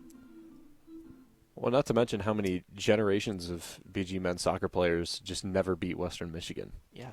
I mean, if you're there for 4 years, that's 2 generations possibly that just did not beat Western Michigan. Yeah, Graves, and I lost how many games? 4 or 5 Yeah. against Western. They finally got that one in their last year. Very cool. And just making it to the Missouri Valley Conference tournament and then the run that they went on. Such a very good team. They were so close to that. So fun to watch. So close to that NBC championship, which is a mark that I'm sure Nichols will have number 1 on his list going into this year with some changes happening within the team. 1-1 pitch from Beckham outside, 2-1. Yeah, a lot of changes going on in this soccer team. Trying to think across the other sports and moments that could be good. There was a couple of buzzer beaters for men's basketball. The one against Toledo on a layup was a very good one. This one ripped down the right field line, foul. That was fun. Yeah, beating Toledo on the road. Yeah. That was the start of that big streak that the team had with Javante Campbell playing with 2 broken hands. Yeah. Put up 26, I believe, in that game. Yeah, unbelievable moment. That was very fun. Very fun one. There's also the women's team beat Arkansas. I believe that was on a buzzer beater. That was in Daytona Beach over Thanksgiving break. I remember listening to that game. Actually, I believe I was board hopping it. I don't remember for sure.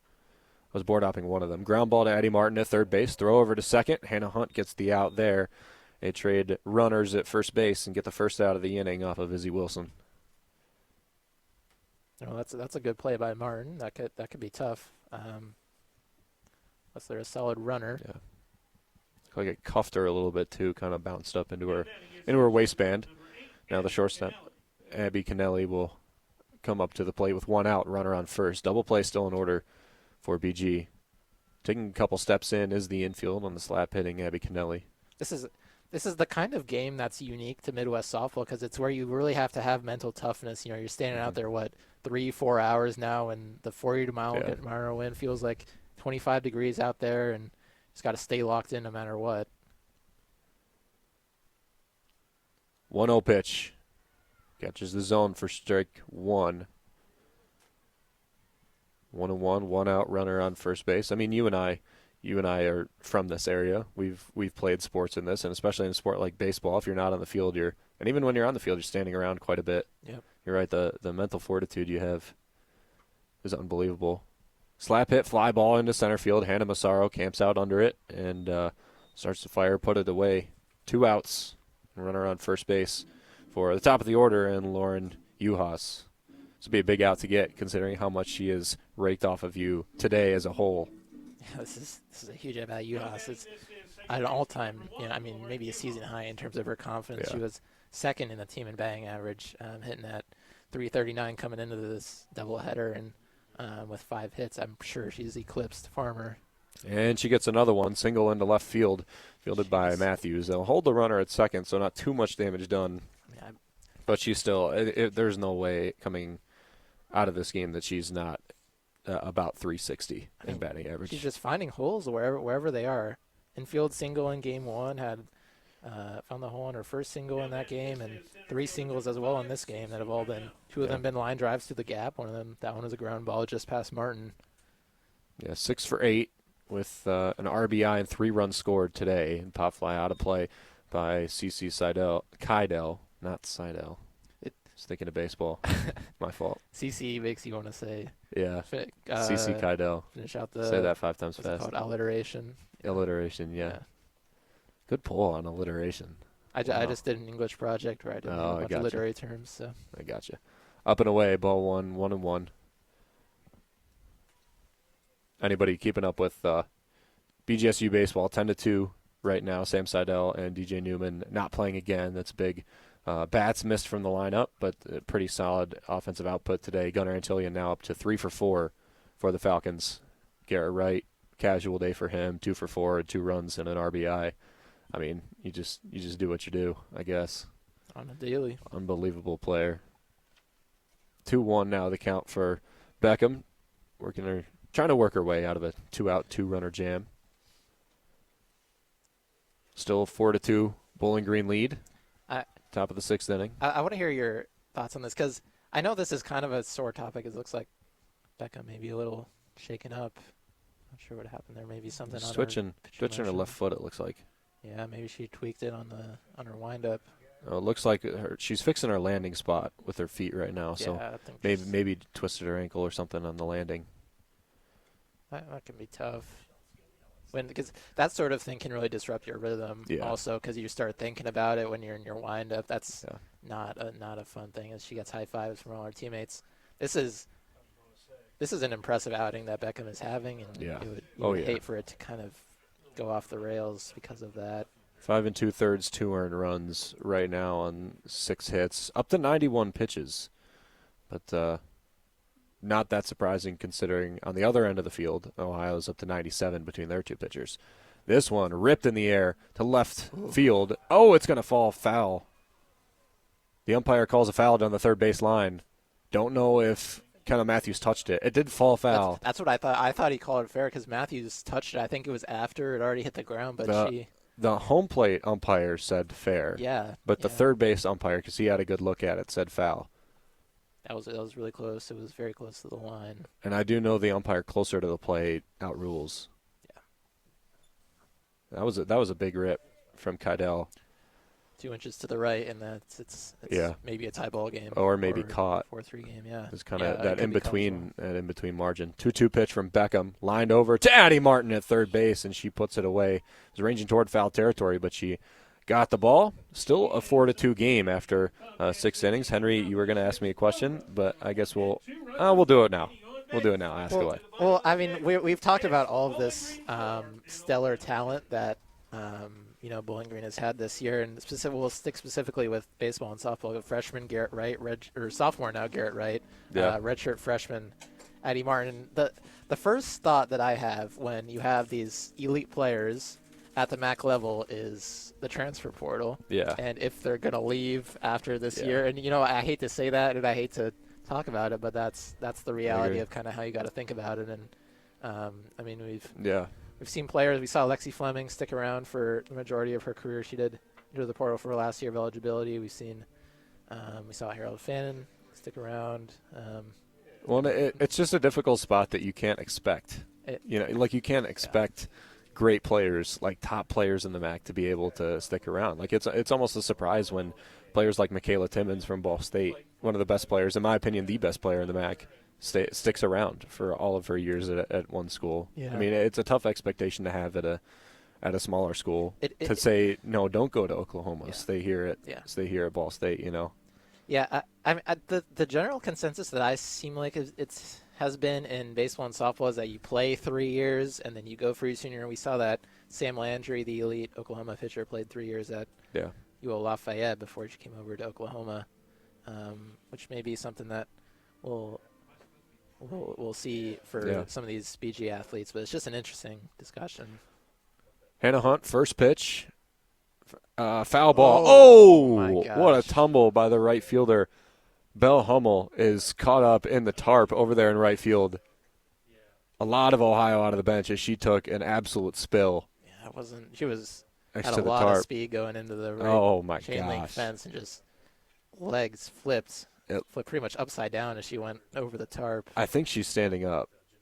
Yeah, I think that's her. That was a tough hit. Can't really tell. I mean, that was like blindside linebacker hit right there by the tarp out there and on the right field line. It is a foul ball. That's a chop block. That's a 15-yard penalty. Yeah, I know. Kind of spun her out of commission.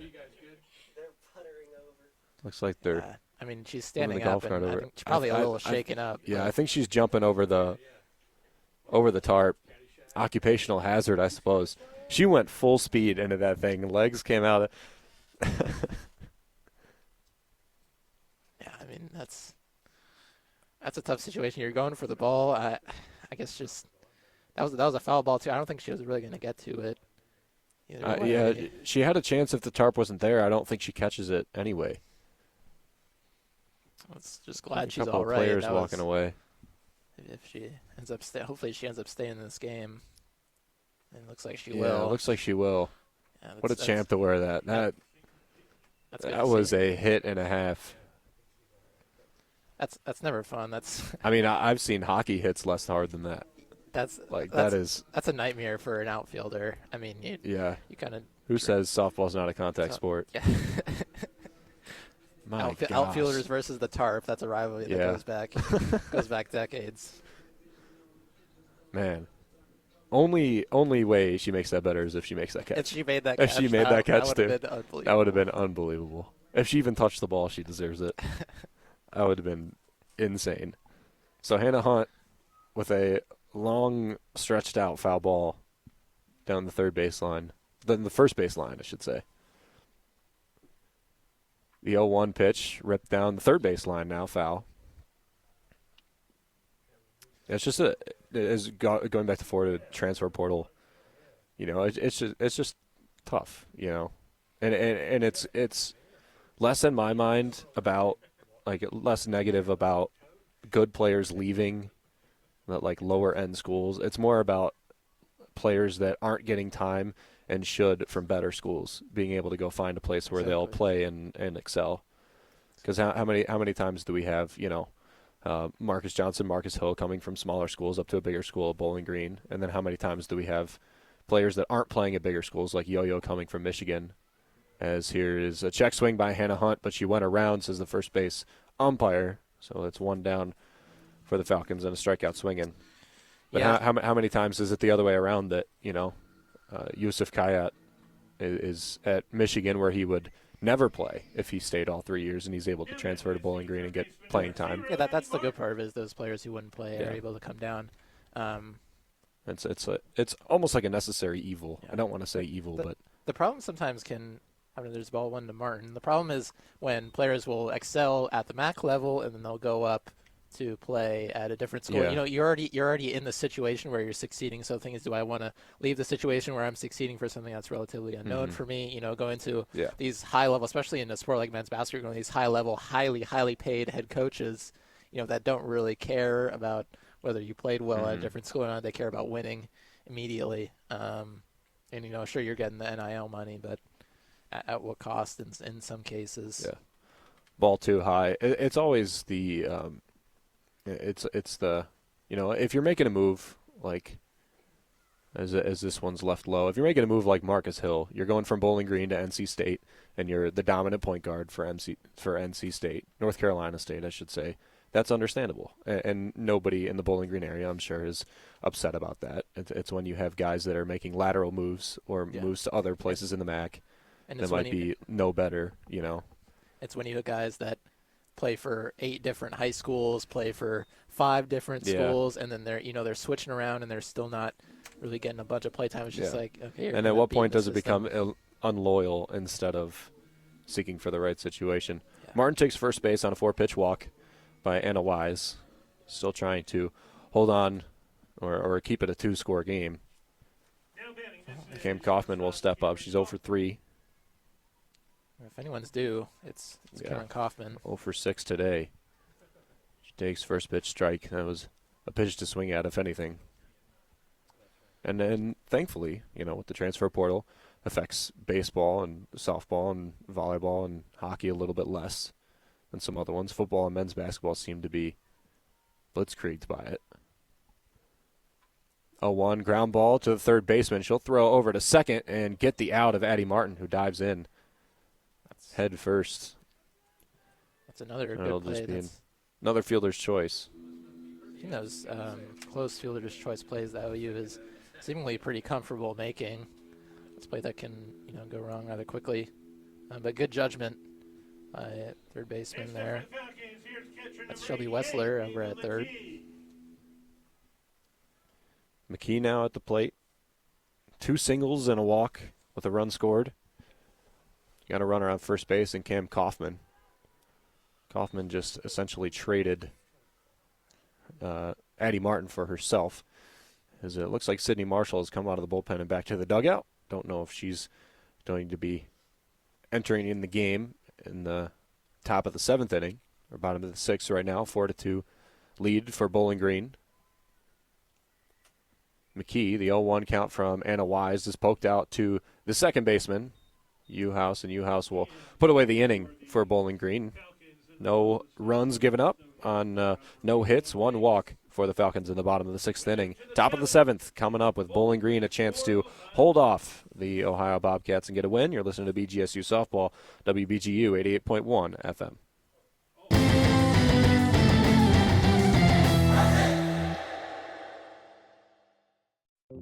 It certainly is a big radio. It's a very big radio. A big, fluffy radio. A very big, fluffy radio. Where's the blues? Some radio stations give you a lot less blues on a big, fluffy show. Where's the blues? At the Blues Breakfast, we serve up a show we modestly call a single. And the Blues Breakfast show plays more blues than the Whopper or the Big Mac. On the Blues Breakfast, you get more blues with less fluff. So tune in to 88.1 every Saturday morning from 10 till 2.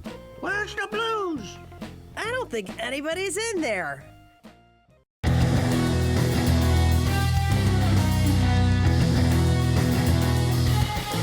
Miss a BGSU sports broadcast? Head over to the BG Falcon Media YouTube channel to listen to past calls by Falcon Media Sports Network. Back here at Missouri Field, a 4-2 lead for Bowling Green. Morgan Beckham back in the circle with a chance to shut down the Bobcats and force a win for Bowling Green. They lost 10-1 in the first game and able to come away with a win today. Had some beneficial breaks, some not great breaks. 4 runs scored in the first inning and haven't scored since. And trying to hold on to that. Henry Costco, myself, Ben Korak. Henry, they got middle of the order, and middle of the order that hasn't done too well so far against Morgan Beckham. So interesting position for Ohio especially. Yep, Farmer and Hoffner 0 for 3 each. Wilcox with 2 walks and a strikeout. And then you got Anna Wise sitting there 4th in line. Which is going to be an interesting juncture considering do you let her hit with a runner on when you need runs in the top of the 7th inning, but you don't have many people to put in after her. It's a valid question. You can always put Hummel in there to hit. Up high. Yeah, I suppose you would do that. You would just allow Hummel to hit for Anna Wise and leave her in to pitch. You have the freshman Jordan Wycuff on the bench. You got Emily Caron as well. Both of those players hitting 400 for Wycuff and 5 at-bats, 571 for Caron and 7. Also got Colleen Bear hitting 318 with an 1100 OPS and 22 at-bats. Sydney Young 310 with an OPS over 1 again with 29 at-bats. So plenty of options for the Bobcats. 3-0 count for Beckham, puts a strike wayside. Talk about a team that relies on their starters and barely anything else. The most games started on the bench for Ohio is Mikey Living with 10. The next closest for a position player is Sydney Young with 9. And a lot of runs played. Here's strike 2 and a full count to Morgan Beckham, who after 3-0 fall down, 2 straight back against Brenna Farmer. Farmer 0 for 2. The payoff pitch. Fly out in the air to center field. Hannah Massaro tracking, diving, can't make the play. Kendall Matthews is there to pick it up and throw it in. It's going to be a leadoff double for Brenna Farmer. She has been good with runners on, and now she's the runner on and sets up what Ohio needs is 2 runs to tie the Falcons and force extra innings. Good placement. Massaro just out of the reach, laid out for that one, going towards left field. And it looks like Sydney Marshall's going to come in for Morgan Beckham, freshman for freshman. Interesting move. Yeah. Very interesting. Marshall, 5 scoreless on Saturday in Game 3 of that series against Western Michigan. 5.93 ERA on the year. Probably seeing something in Beckham that we don't, maybe fatigue. She was messing with her ankle or foot a little bit earlier. But Beckham has the book nearly closed on her. 6 innings pitched. 2 earned runs, 7 hits, 2 strikeouts, and 5 walks. A bad strikeout to walk ratio, frankly, but able to keep a pretty good offense off of the board. There's still a runner attached to her on second base that Sydney Marshall will try and get away with. Has a run to play with, but you don't really want to, and she's got middle bottom of the order. Emma Hoffner, the catcher, coming up 0 for 3. Maddie Wilcox after that. She's got 2 walks, but 0 for 1 otherwise with a strikeout. And then you have the position currently inhabited by Anna Wise the pitcher, who we're assuming is going to be hit for, but don't know. She is 1 for 2 today. Yeah, this may be a moment that we'll remember for a while here, and big moment here at Meserve Field for this Falcon squad. Sydney Marshall last relief appearance was against Ball State 2 weeks ago, 4 scoreless innings in that outing. Before that, it was March 8th, so nearly 3 weeks. And it was Indiana where she had inning and 2/3 with 3 earned runs allowed and 6 runs scored by the Hoosiers.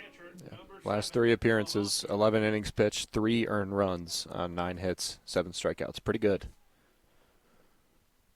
Fresh count to Emma Hoffner, and first pitch away for ball 1. She has pretty good velocity. Her and Morgan Beckham are probably the 2 hardest throwers for Bowling Green. She's got pretty good stuff as well when the off speed is moving right. The 1-0 pitch, hard but low for ball 2. Central Ohio native, attended John Glenn High School. I'm sure family and friends are watching on eagerly. The 2-0 pitch, grounded back up the middle. Soft to Cam Kaufman, gloves, throws over to first, and it's just past Katie Hutter at first base. That'll get a run in on the error at first base by Katie Hutter. Advancing to second is Emma Hoffner. Now it's a 1-score game with no outs and a runner on second base. Well, that's tough. I'm not quite sure. I think they probably would have gotten her at first regardless, but that's first error of the game for Bowling Green, and come at a not the very best bad time. for it, yeah. Brings up Maddie Wilcox. Wilcox walks in the 4th and the 5th inning, 0 for 1 with a strikeout in the 2nd. Runner on second and no outs. Marshall got a ground ball and should have probably got an out of it. Instead gives up run to Morgan Beckham. So her book is closed officially. 6 innings pitched, 3 earned runs. Certainly a respectable outing against a good offensive team. This one knuckled down the first baseline foul for an 0-2 count. Something to watch. Wilcox, obviously main focus right now at the plate, but Hannah Wise is not on deck. It is freshman infielder Sydney Young who is standing on deck right now. Mentioned a second ago the most starts of anybody on the bench for Ohio. Sydney Young, a .310 hitter in her 29 at-bats. Marshall delivers, ground ball up the middle to second base. Hannah Hunt will throw over to first to Katie Hutter and get the out. So 1 out now, runner on third. Moving up the runner is huge because all you need is a fly ball to the outfield, and it's a tie game for the Bobcats. We'll see the job that Sydney Young can do. Sydney Young, freshman out of Charleston, West Virginia, attended St. Albans High School, 0 for 9 in her last 5 games. So looking to break that streak here. Does have 7 RBIs on her 9 hits. So pretty good ratio of RBI to hit in that respect. She's got a ducky on the pond, a third base, and 1 out. No stranger to this pinch hitting role. 9 games started, but 21 games played. So came in more times off the bench than she has started in the lineup. Sydney Young, Shelby Wessler, and Izzy Wilson coming up.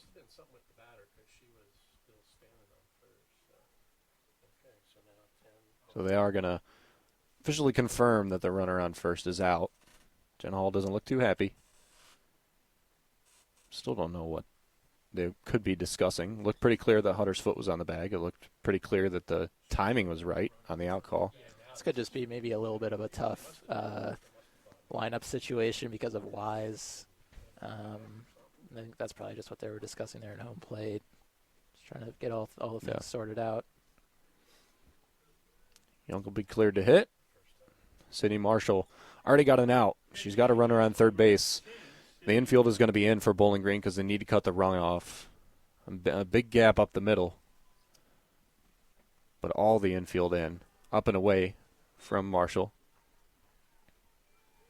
Outfield playing normal depth. Center fielder Hannah Massaro shifted a little bit to the left field side.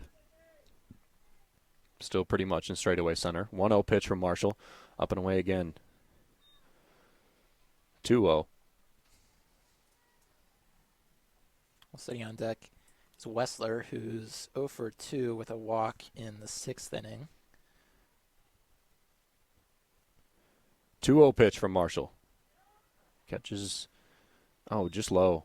Yeah, 3-0. Below the knees, 3-0. The thing about a walk here is it would put double play in order, which would negate the run there if it ended up scoring. 3-0 pitch from Marshall is called a strike at the waist. So maybe, like Henry was saying, trying to put her on, but umpire gives her a strike, 3-1. I'm not sure that's really – I don't think that's what they were aiming for sure. Maybe not. Because then it's even more confusing. The middle has to play back, and you can't cut off the runner.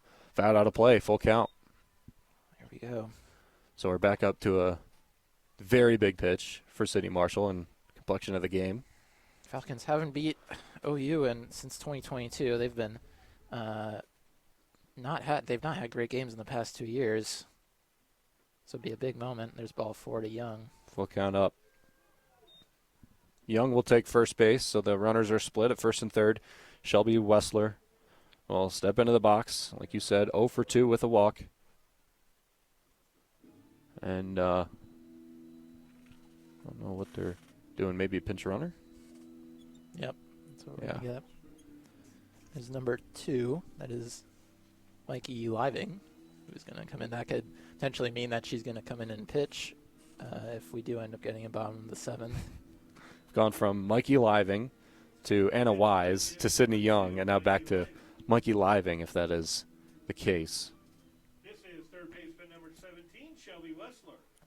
Living doesn't normally take at bats, so not the slowest runner in the world. We'll see if she takes. She does steal second. The throw is cut off by Hannah Hunt. So runners on second and third on a free stolen base by Mikey Living. And now Marshall's got some trouble. 1-0 count, 1 out, runner on second and third. Infield is a step inside the base paths. 1-0 pitch, up high. She's really nibbling around the zone. You can't. Yeah. Gardner's going to contact her. Well-timed mound visit by Gardner. You can't be afraid to throw strikes in a situation like this. Obviously, it's a pivotal moment, maybe one of the biggest situations that, if not the biggest situation Marshall has been in her career. Confidence is something for these players that these players who excel, throughout 5-6 years in high school earn the right to play D1 and then, struggle early on in their careers.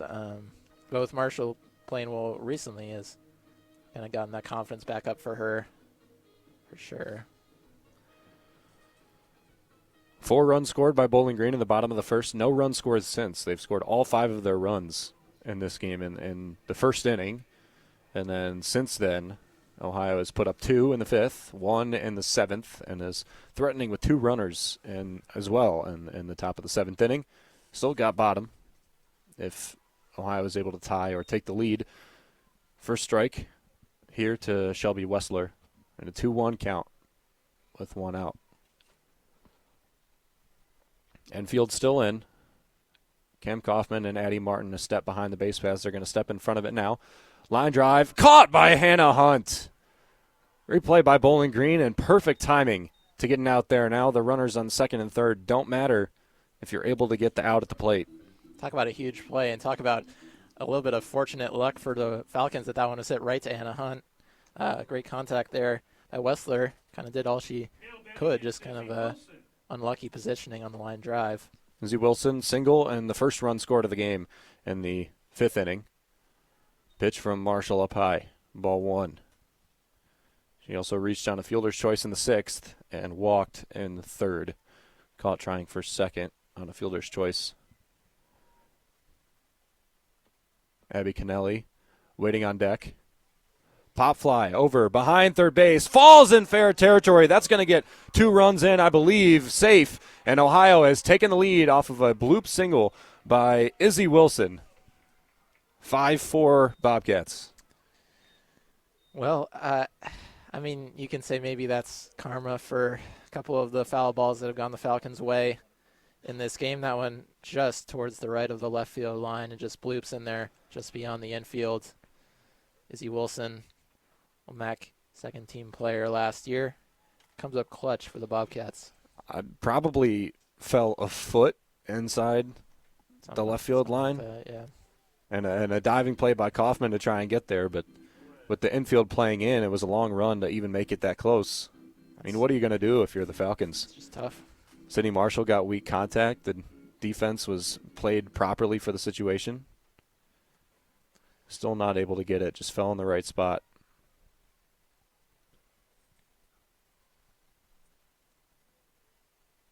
Kennelly is going to step up now.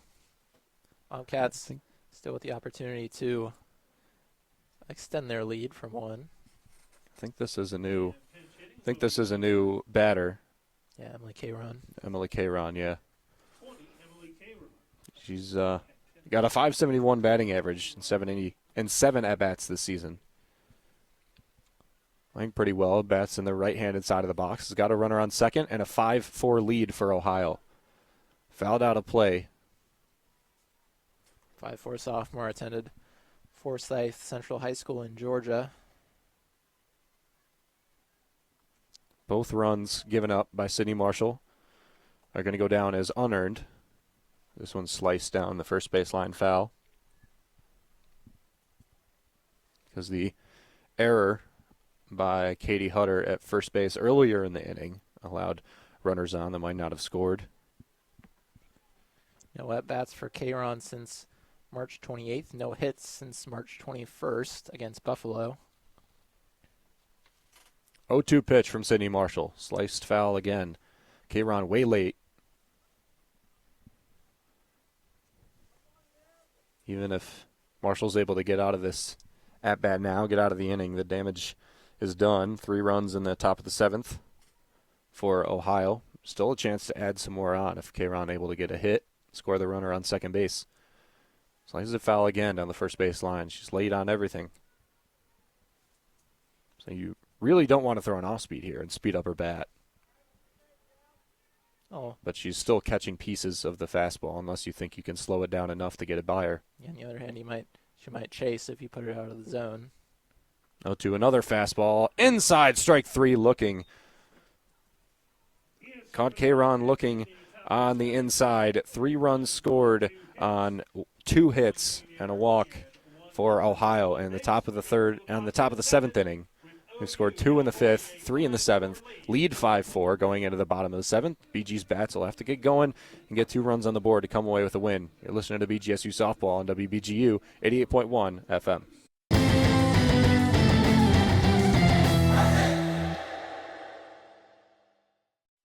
If you're already awake between 4 and 6 a.m., you may as well have a good time.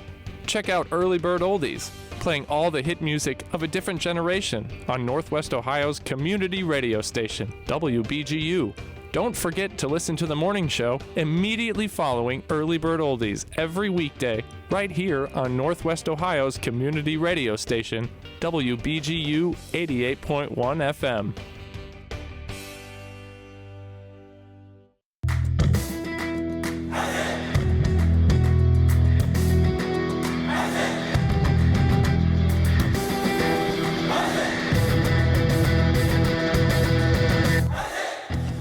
Looking for a BG Athletics discussion show? Check out The Swoop, where a rotating cast of Falcon Media Sports Network co-hosts talk everything BGSU athletics. New episodes are available every Tuesday at 6 p.m. on the BG Falcon Media YouTube channel.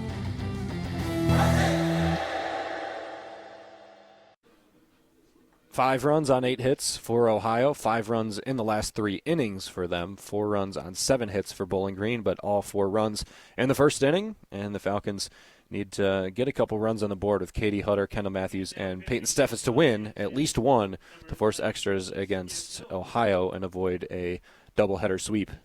Ben Korek here with Henry Costco from the Falcon Media Sports Network. Katie Hutter up, 2 walks, reached on a fielder's choice in her last at-bat in the 5th inning.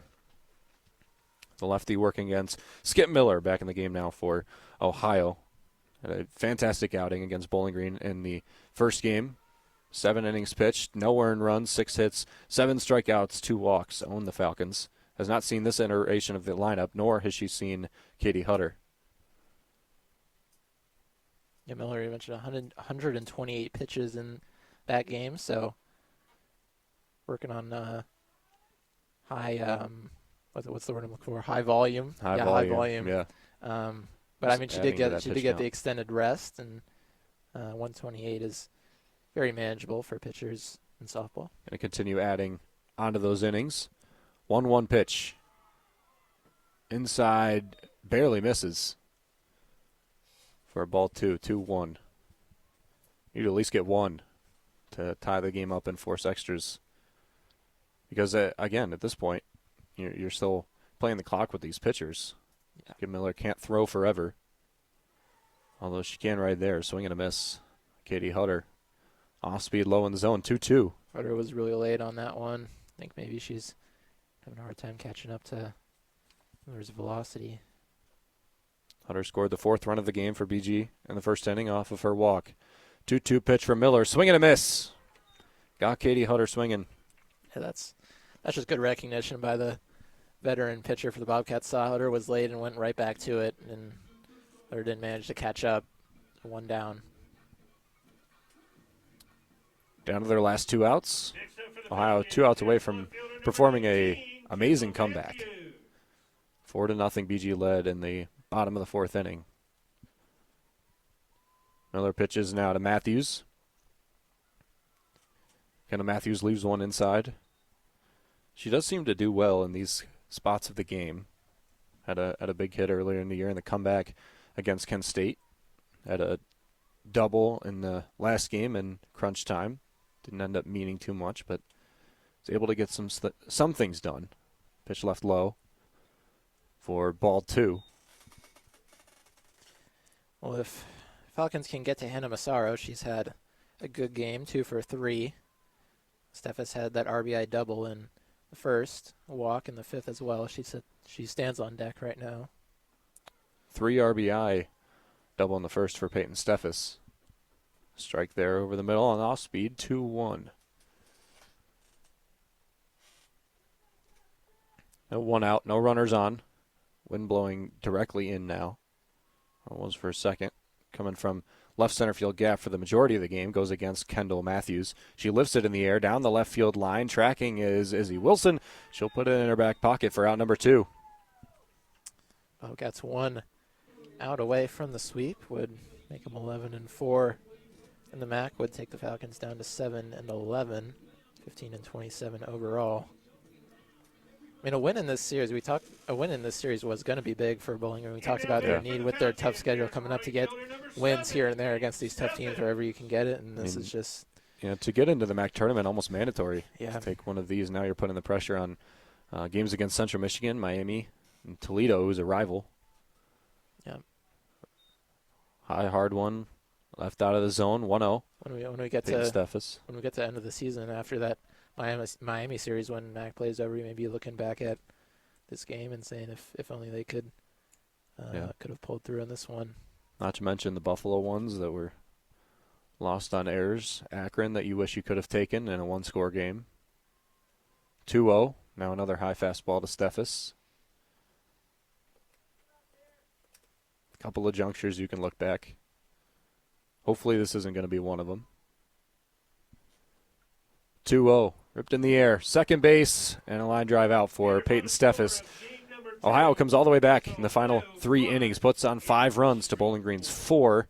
Falcons failed to score in any inning other than the first today and lose 2 games to the Ohio Bobcats. Final score of this one, 5-4 in 7. Take a step back and bring you post-game in a minute. You're listening to BGSU Softball on WBGU 88.1 FM.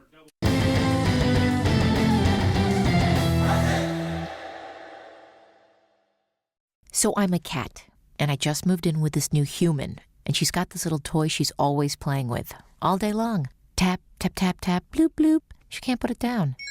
There it is. Oh, and get this. She even talks to it. Last week she asked it for Chinese, and guess what? Egg rolls showed up. Like magic. Humans have cool toys. A person is the best thing to happen to a shelter pet. Be that person. Adopt. Brought to you by the Ad Council and the ShelterPetProject.org.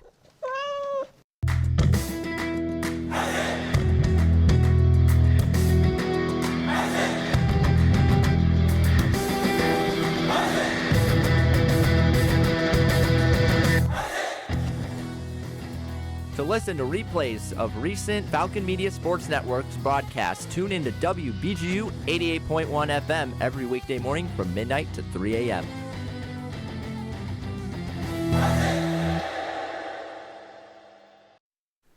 Back here at Missouri Field, first we'll do a score update of Bowling Green baseball, winning 12-5 over Purdue Fort Wayne in Fort Wayne, Indiana. Pretty good games from Gunnar Antillion and Garrett Wright, both 3 for 5. Wright's got 3 RBIs, an RBI and 3 runs scored. Antillion's got 2 RBIs. Most recent runs scored by Bowling Green actually gave them a 13-5 lead just now. Scored on a Landon Horkey reach on a fielder's choice. Gannon got thrown out a second. Garrett Wright scored his 3rd run of the game. They look like they're going to complete a win. Bowling Green fell 5-4 to Ohio after leading 4-0 through 4 complete innings of play. 2 runs for Ohio in the second, or in the 5th. They had 2 runs in the top, and then in the 7th scored 3 off, 1 off of Morgan Beckham, 2 off of Sidney Marshall on a bloop single that you really can't attribute to too much, Henry. Yeah, that's just how the cookie crumbles sometimes. Bowling Green taking another loss back-to-back after sweeping the doubleheader again Saturday against Western. So, I mean, all things considered, great effort for the team and a great outing from Morgan Beckham in this game. 103 pitches today, 6 innings on 3 earned runs.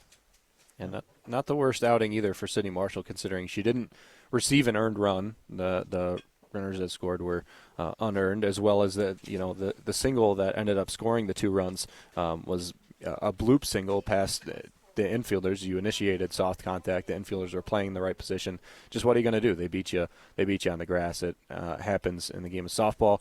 On the other hand, pitching from Ohio, absolutely fantastic through most of the game. The only caveat to that being Mikey Living going 4 earned runs and 2 1/3 innings pitched. Anna Wise and Skip Miller also went 4 2/3 without a run given up. They were shut out, pitched very well, and they were able to shut out the Falcon offense, who spread their offense out a little bit more. Henry didn't do too much offensively as well, and this is a couple games in a row that they've struggled a little bit at the plate, even though they scored 12 against Western Michigan a week ago. Yeah, I mean, it wasn't your typical players who really showed up for the Falcons today offensively. Ava McKee and Hannah Massaro, the only 2 Falcons with multi-hit games. Peyton Steffes had that big RBI double that you mentioned that got her 3 RBIs in the first, and then Hunt and Martin each with a hit each. I think maybe the Falcons missed Taylor Barrett a little bit in the lineup here in the second game.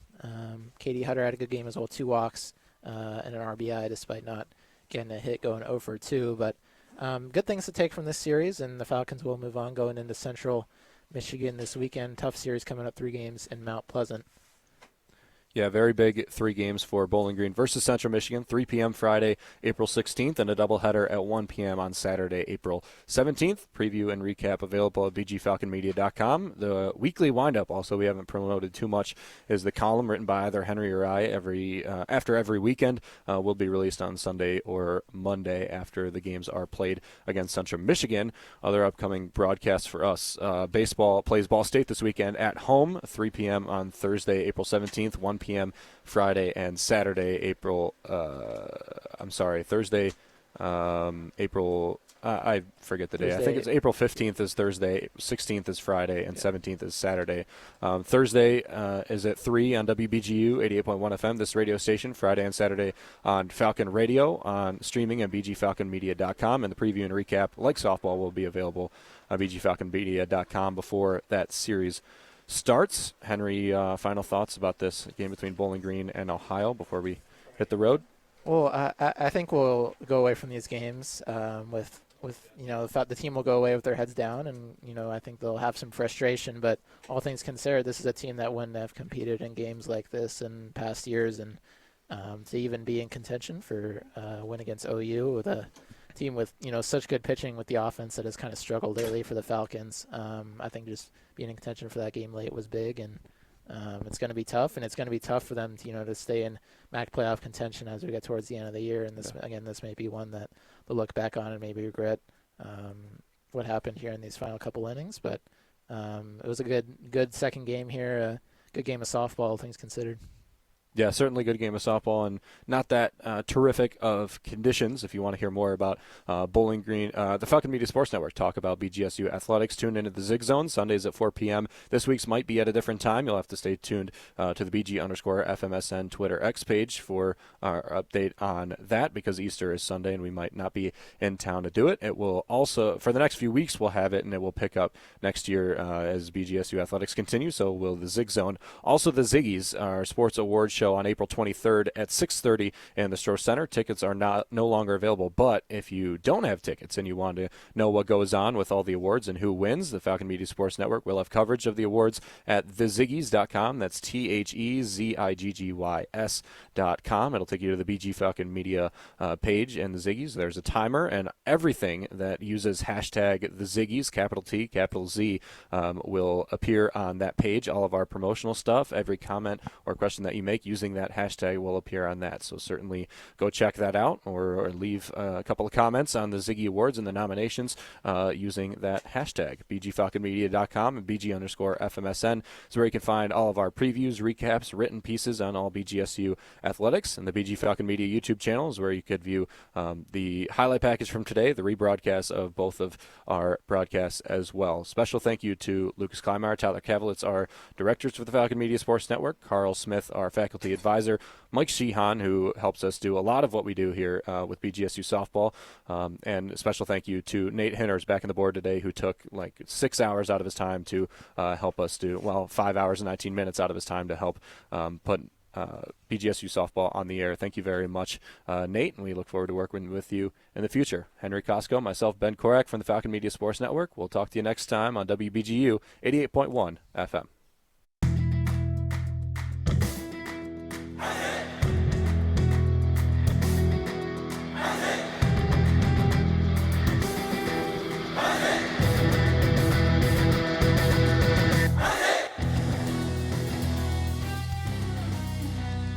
This broadcast has been a Falcon Media Sports Network production. For more BGSU sports news and updates, follow Falcon Media Sports Network on Twitter X at BG_FMSN, BG Falcon Media on Instagram, Facebook, and YouTube, and head over to BGFalconMedia.com.